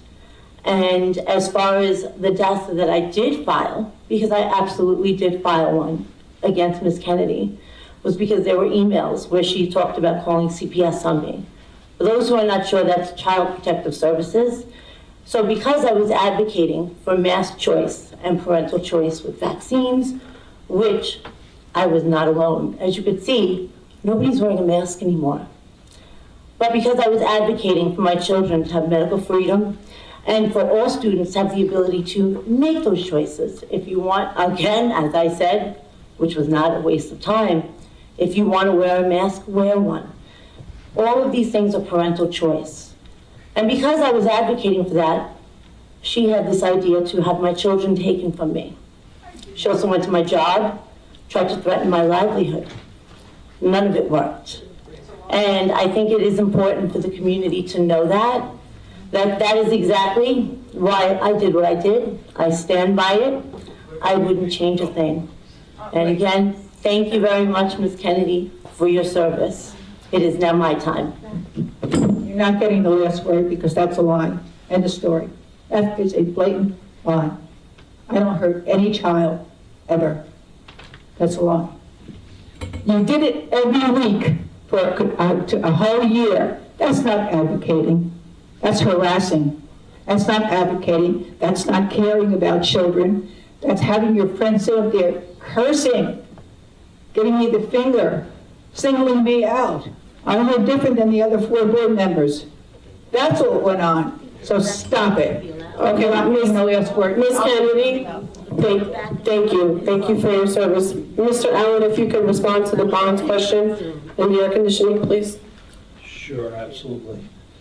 So it's been a while since I've talked bonds. I kind of feel a little out of sorts in front of the board, but I'll do my best. So, high school, we'll go building by building. This year, we've completed the turf replacement at the high school. We've completed the bleachers, and we've also made ADA accommodations in the tech rooms and art rooms. Upcoming work for the high school will include the pool. I expect to have state approval for that project in the next 2 months. And I've already spoken with the swim coach and the athletic director, and we are looking at a December, January start for the renovations of the pool. That will take approximately 6 to 8 months to finish. And that works out to be the best time for the swim programs and everything else. Additional work at the high school. We're looking at starting some roof work at the high school. We're going through the scope of work right now. Overall, we're going to be addressing approximately a third of the roof this summer as well. We're currently in the process of upgrading the electrical service. That's a requirement in order to be able to put all the additional air conditioning that the building requires. One of the challenges we're experiencing right now, more so with anything else, is electrical equipment. The panels that are required for this upgraded service are still a 60 to 70 week lead time. So even though we have all of the mechanical equipment in for the air conditioning in some of the buildings over this past year, we aren't able to run it until we get those panels in. And I'll get into that when I start talking about some of the elementary schools. RMS, We've completed half of the roof at each of the middle schools, as well as made those same accommodations, ADA accommodations in the art and the tech rooms as well. Upcoming summer, we're looking at doing the remainder of the roof and half of the remaining AC in both of those buildings. And the reason why we're only doing half is in order to maximize state aid, we need to make sure we do we have to do inside work with outside work. So when we do the roof, I need to make sure I'm connecting with work inside the buildings. Cherokee. Both boilers at Cherokee have been replaced. They were fully operational this entire winter. All the air conditioning for every one of the classrooms and instructional spaces has been installed. And what remains now is that electrical panel work at that building. We're expecting that equipment to be delivered in June. So between June, July, and August, we will get all that equipment fully installed. And that building should be fully operational, fully air conditioned as of September. Additionally, Duffield is going to be in the same situation. We're going to have that building air conditioned, all classrooms and office spaces as of September. In Boston, we tackled the same work that we did at Cherokee. Both boilers have been replaced, and we've also gotten that building to a position where all the mechanical equipment is in place for the classrooms and the instruction and for the offices, operational for September. Sycamore, which is work that's currently at the state, I'm expecting approval in the next couple of weeks. We have a few spaces in this building still require air conditioning, so that will be done. And one of the other projects that are going to be taking place in this building is the removal of the gym floor and the cafeteria floor. They're abatement projects. So those are also going to be tackled this summer. Slocum, that is the building, that's one of the buildings, the elementary school that we're focusing on for the air conditioning. We're hopefully going to be able to start soliciting prices for that in the next couple months. I expect, once again, we're going to be able to start installing the air conditioning equipment right away, but because the electrical service is going to have to be upgraded, we're not going to be able to start running that this fall. As we get a little closer, once we awarded it and everything else, we'll have a better idea once we make that award and we can see what the delivery schedule is, and I can certainly provide updates as we move forward. Beyond that, we'll have the last two elementary schools, Idlehour and Pearl. Those are slated to be air conditioned in the summer of 2025. At that point, the balance of work at OBMS and RMS will also be done, and the additional roof work at the high school and another third of the AC at that building will also take place. That will bring us to summer 2026. At that point, the balance of the air conditioning at the high school will be done. So that's the long and short of it. Any particular questions? Thank you. Just a quick question. Are they going to put air conditioners, the one that go in windows in the rooms that aren't, the buildings that aren't air conditioned? Because Yes, so we've been fortunate enough in the last couple of years not to have to purchase any additional window air conditioners, or certainly a substantially less than we used to. We have done a lot of air conditioning at the two middle schools, as well as this building and some high school rooms. So as we need air conditionings, window air conditioners in spaces that don't currently have air conditioning, we are able to utilize that. And I should say that those buildings, Cherokee, Boston, Duffield, they have window air conditioners in 97% of the rooms. I can think of 3 rooms in those 3 combined buildings that aren't air conditioned. Ideally, we'll be able to get those back, reutilize them as need be over the next couple of years, but also be able to do it in a controlled manner instead of having a window AC that's turning on and off constantly throughout the course of the day, or potentially left on overnight and all the other fun stuff that happens with it. So, any other questions? Thank you, Mr. Allen. Absolutely. Thank you. Number 3.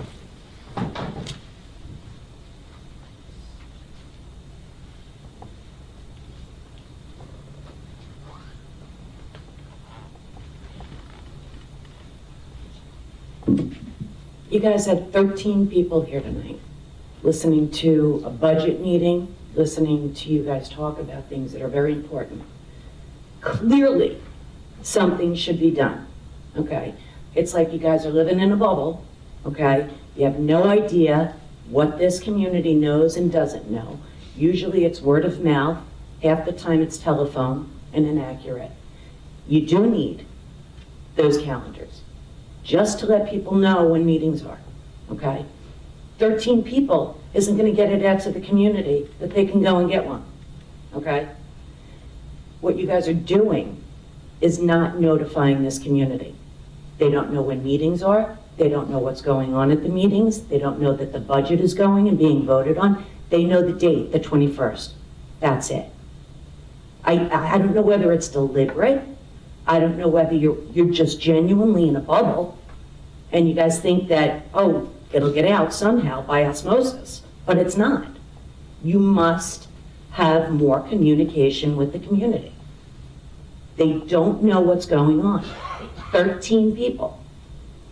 All of these meetings that I've been to, even the ones that were kind of, hot and heavy, you didn't even have a fraction of this community because they don't know what's going on and when they are. That falls on you. That's it. Thank you. Number 4.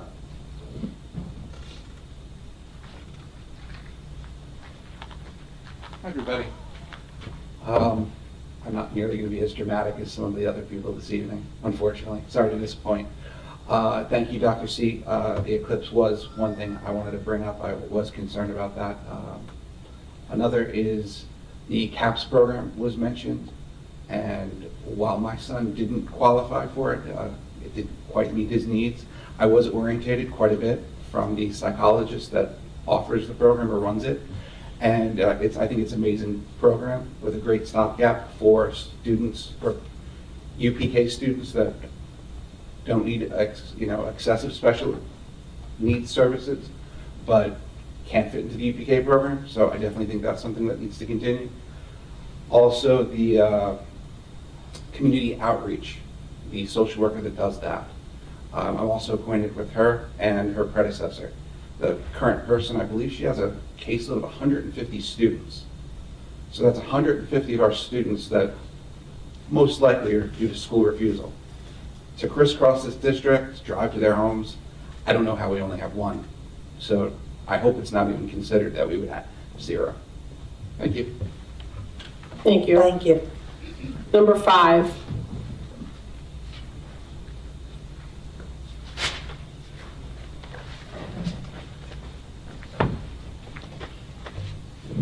I'm going to talk fast.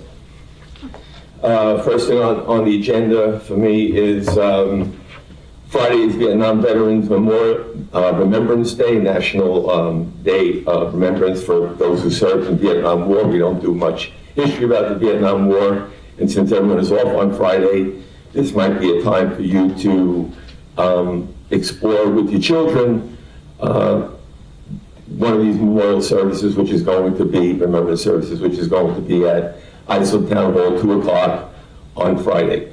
Second thing is, in terms of out-of-school suspension, if you want parents to be responsible for their children, and parents want to be responsible for their children, if they're fighting in school, then maybe you do have to put that pressure on the parent by having the kid home and having to figure out a way for mom and dad or somebody to take care of them, or grandma or somebody. Mamma Mia, I never saw the show, as old as I am. My wife's seen it probably 20 times, she loves it. We went to the show, she loved it, I loved it. I was up singing, dancing at the end, great show. Loved it, loved it, loved it. When 16-year-olds are told to put down a fake date of birth so that they can complete an 18 and over college survey, I think once we start them to cheat and lie, I think we might as well dissolve the whole board, dissolve the whole school district, and send them someplace else. Because if we're not teaching them honesty, that's the worst thing we can be doing. We got enough people cheating on us and doing everything else. How do you get 10,000, 21,000 people into a building to watch a board meeting? Simple, you don't. We have 1,250 members of the Greater Ronkonkoma Civic Association on Facebook. We start talking about the meeting a week before. We start putting out as many comments and posts we can. We post an agenda. We regularly get 30 people out of 1,250. It's people have a lot going on, and maybe they're home watching this, and maybe that's the easiest way for them to get the information. The calendars are expensive. I saw that, I should have brought it with me, Blue Point, Bayport do a calendar, and they do all kinds of ads in it. So there's really not many pictures, but there's a lot of business ads that helps to offset the cost. So those are some of the things that, while we're looking at places to save money and do things, those are my 5 items for tonight. Thank you. Thank you so much. Number 6.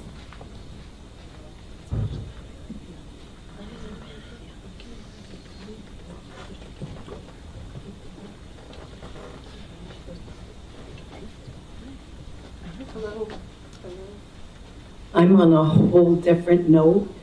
I'm going to address the elephant in the room, the lunch program.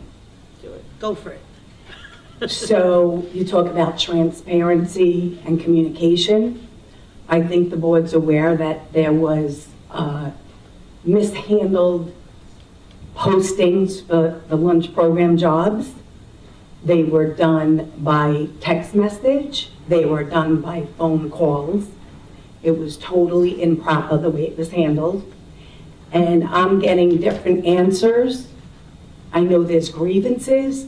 I'm sure that the union president has been in touch with some of you. I don't know the board. I don't know if it's the superintendent. But I'm here to speak out that it was totally mishandled. It was supposed to be done by seniority. There was people that were passed up.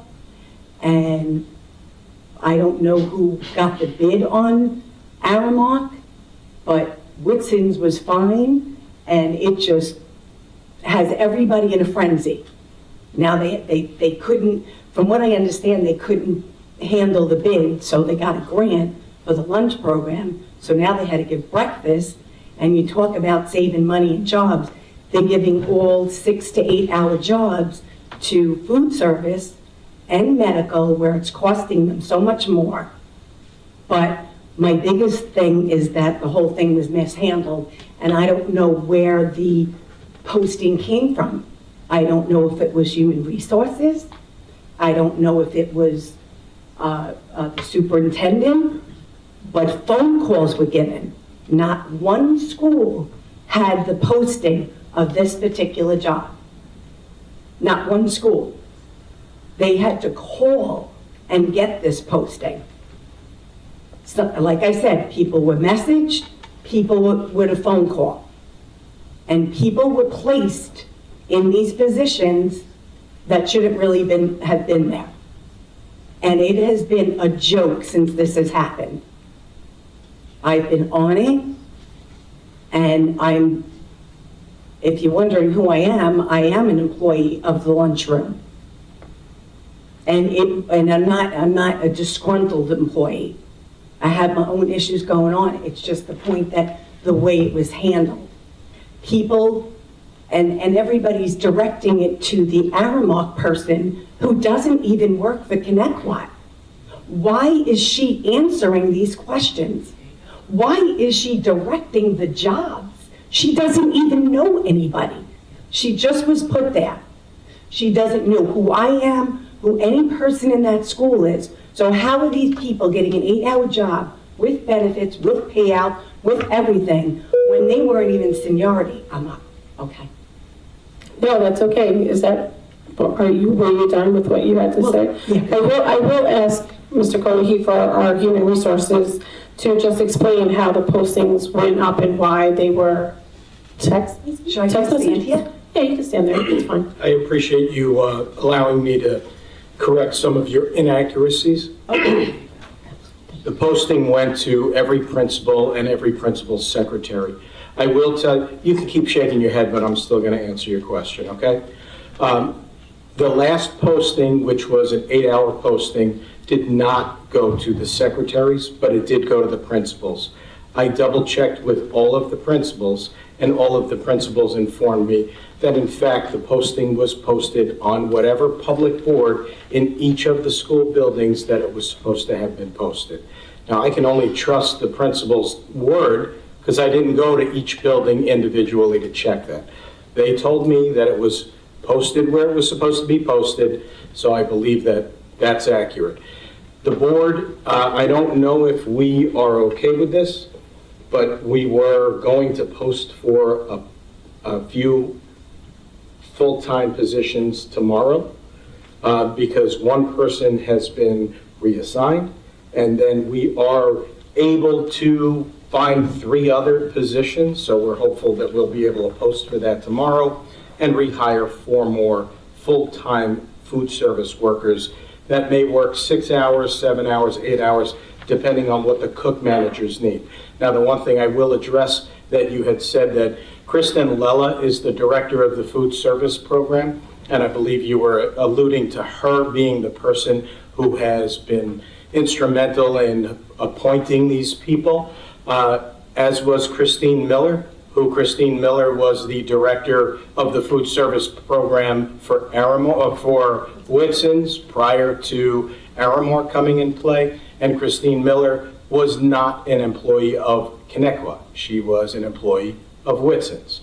So similarly, Kristen is an employee of Aramark. She is not an employee of Connecticut. However, I do know that in speaking with her, she took the word, or she took the recommendation of the cook managers as to who to hire for the positions, for the full-time position. Now, we all agreed, and when I say we all, me, the union president, and Kristen Lella, agreed that we were not going to base those positions on seniority, but we were going to base them on what is in the best interest of the food service program and of the district, which is what we did. So we did not hire based on seniority, okay? We are not going to hire for the 4 positions that get posted tomorrow based on seniority. We are, again, going to base it on what is in the best interest of the district and the needs of the food service program. And just to touch on the breakfast program, that was something that was not initially contracted with Aramark. That was something that the state brought down to us. So we did have to work together as a team to be able to bring that to our children and students. And I just want to say, really appreciate everything you guys are doing in the lunch program. All of you lunch ladies, all of the kitchen staff.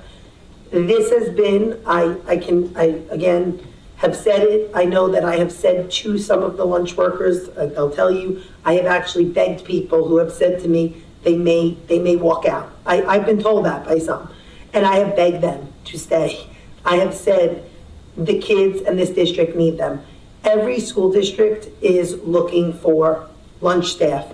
The free lunch, like, that's why I said to a lot of people, yes, it's a nice program. I'm glad that the government is doing it, but at the same time, it comes with hidden costs. And some of that cost is also a burden on your guys' backs because it's added work. And people don't understand that, and I do, and I just want to say thank you. I understand that you guys do a lot more than people realize and do it understaffed. And for that, I apologize, and I wish we could get more and more people to apply. 100%. I think you all rose above and you all came to the task and you handled it amazingly. You guys are all very appreciative of your services. Thank you. Can I just add one more thing, though? That there wasn't any interviews given either, just saying. So I don't know how somebody could have the full value of if it's not seniority. There was no interviews given for that job. It was just appointed. Now, did we vote on that? Did we vote? I don't. There was no. What do you mean? And that is not true. On the people who were hired. At the last meeting, we appointed the 12 food service workers that were going to work full-time. Okay. And I have to say, I was. And there was no interviews. I'm not aware of the interview process and how that played out, because as I said, Kristen Lella took care of that. I know that. I would just like, if you could find out this week and let the board know. Jackie, I will tell you that I know that Greg Von Brook, who's the union president, was upset by something that he wants to discuss with Bob and I tomorrow. So we have a meeting scheduled about the interview process.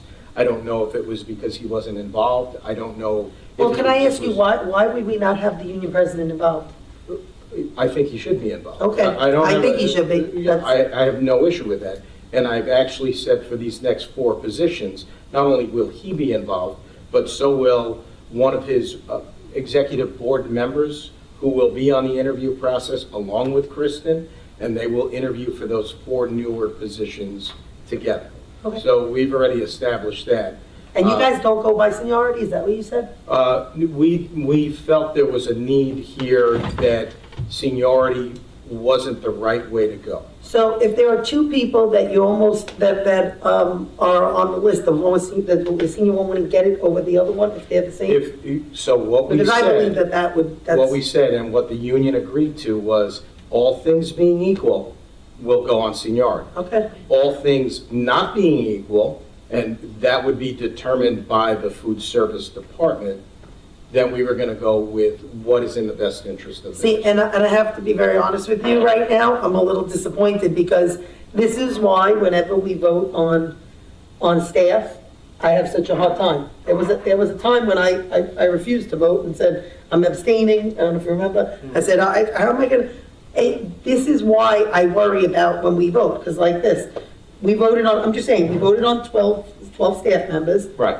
At your guys' recommendation, and entrusted that everything was done correctly. So And I will tell you, Jackie, I will. Contract adhered to? Yes, well, again, we agreed with the union. Was it adhered to? I won't say yes or no. I do know that the union was understanding of the district's need. Now, there is a little bit more to this, and I'm not trying to make a bigger issue of this than it used to be, but Jackie, the cook managers, the 4 full-time cook managers who have people that they rely on in that kitchen who have said unequivocally, these are the people I want to be my number 2, we said, okay.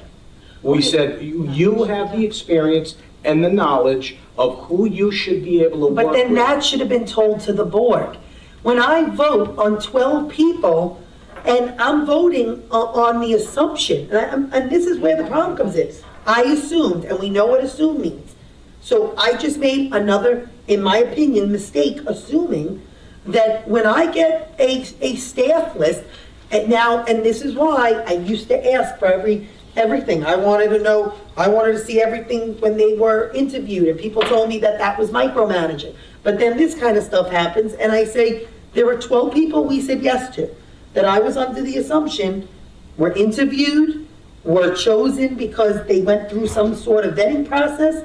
Again, I'm not saying anything wrong about, I'm saying nothing, I don't know who, like. Right, they did go through a vetting. But my point is, I honestly was I under went the- on your recommendations, and I'm just saying, in the future, I'm gonna ask more questions now, because I wanna know that people were interviewed or not interviewed. I was actually under the impression that they were on seniority. I just thought that it was. Well, just- I don't wanna be That's what told, was said. I don't wanna be told, and this is no disrespect to cook managers, Did your this union goes for president tell you anyone across district.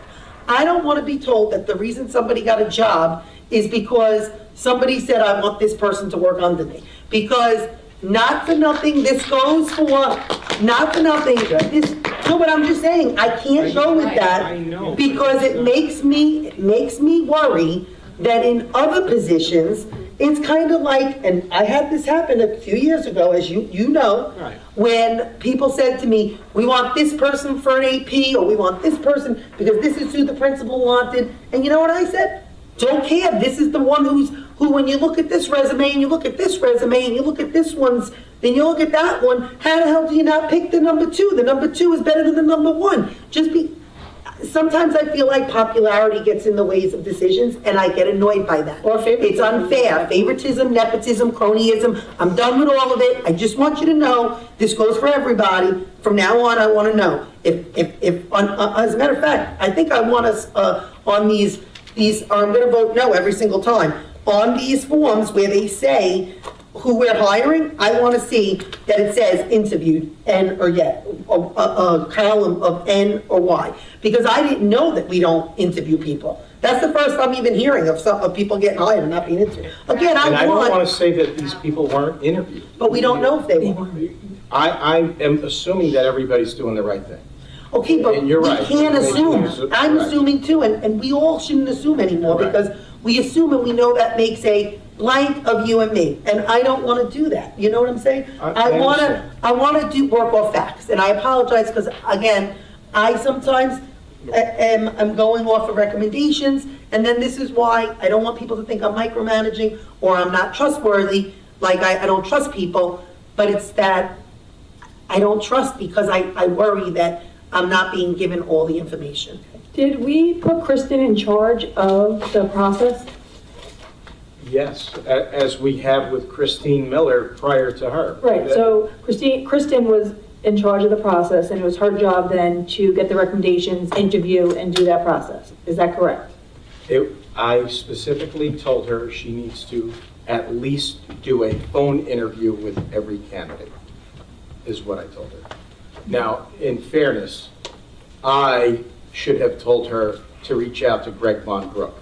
But after having spoken with Greg, again, Jackie, you're right, I made an assumption that everybody was on the same page, that we were going to do the best thing that we could for the program and what the Cook managers wanted. Going by seniority in that particular case was not in the best interest of the program. And that's how we move forward. I thank you for bringing this to our attention. And I could just state one more fact. I was in a couple of elementaries, and the principal and nobody that posted had that posting. That's a fact. I did it myself. Thank you. Stating fact. Thank you. Thank you for coming. Number 7. Okay. Can I please get a motion and a second to adjourn the meeting? Motion. All in favor? Aye. Good night, everybody. Enjoy the holiday weekends.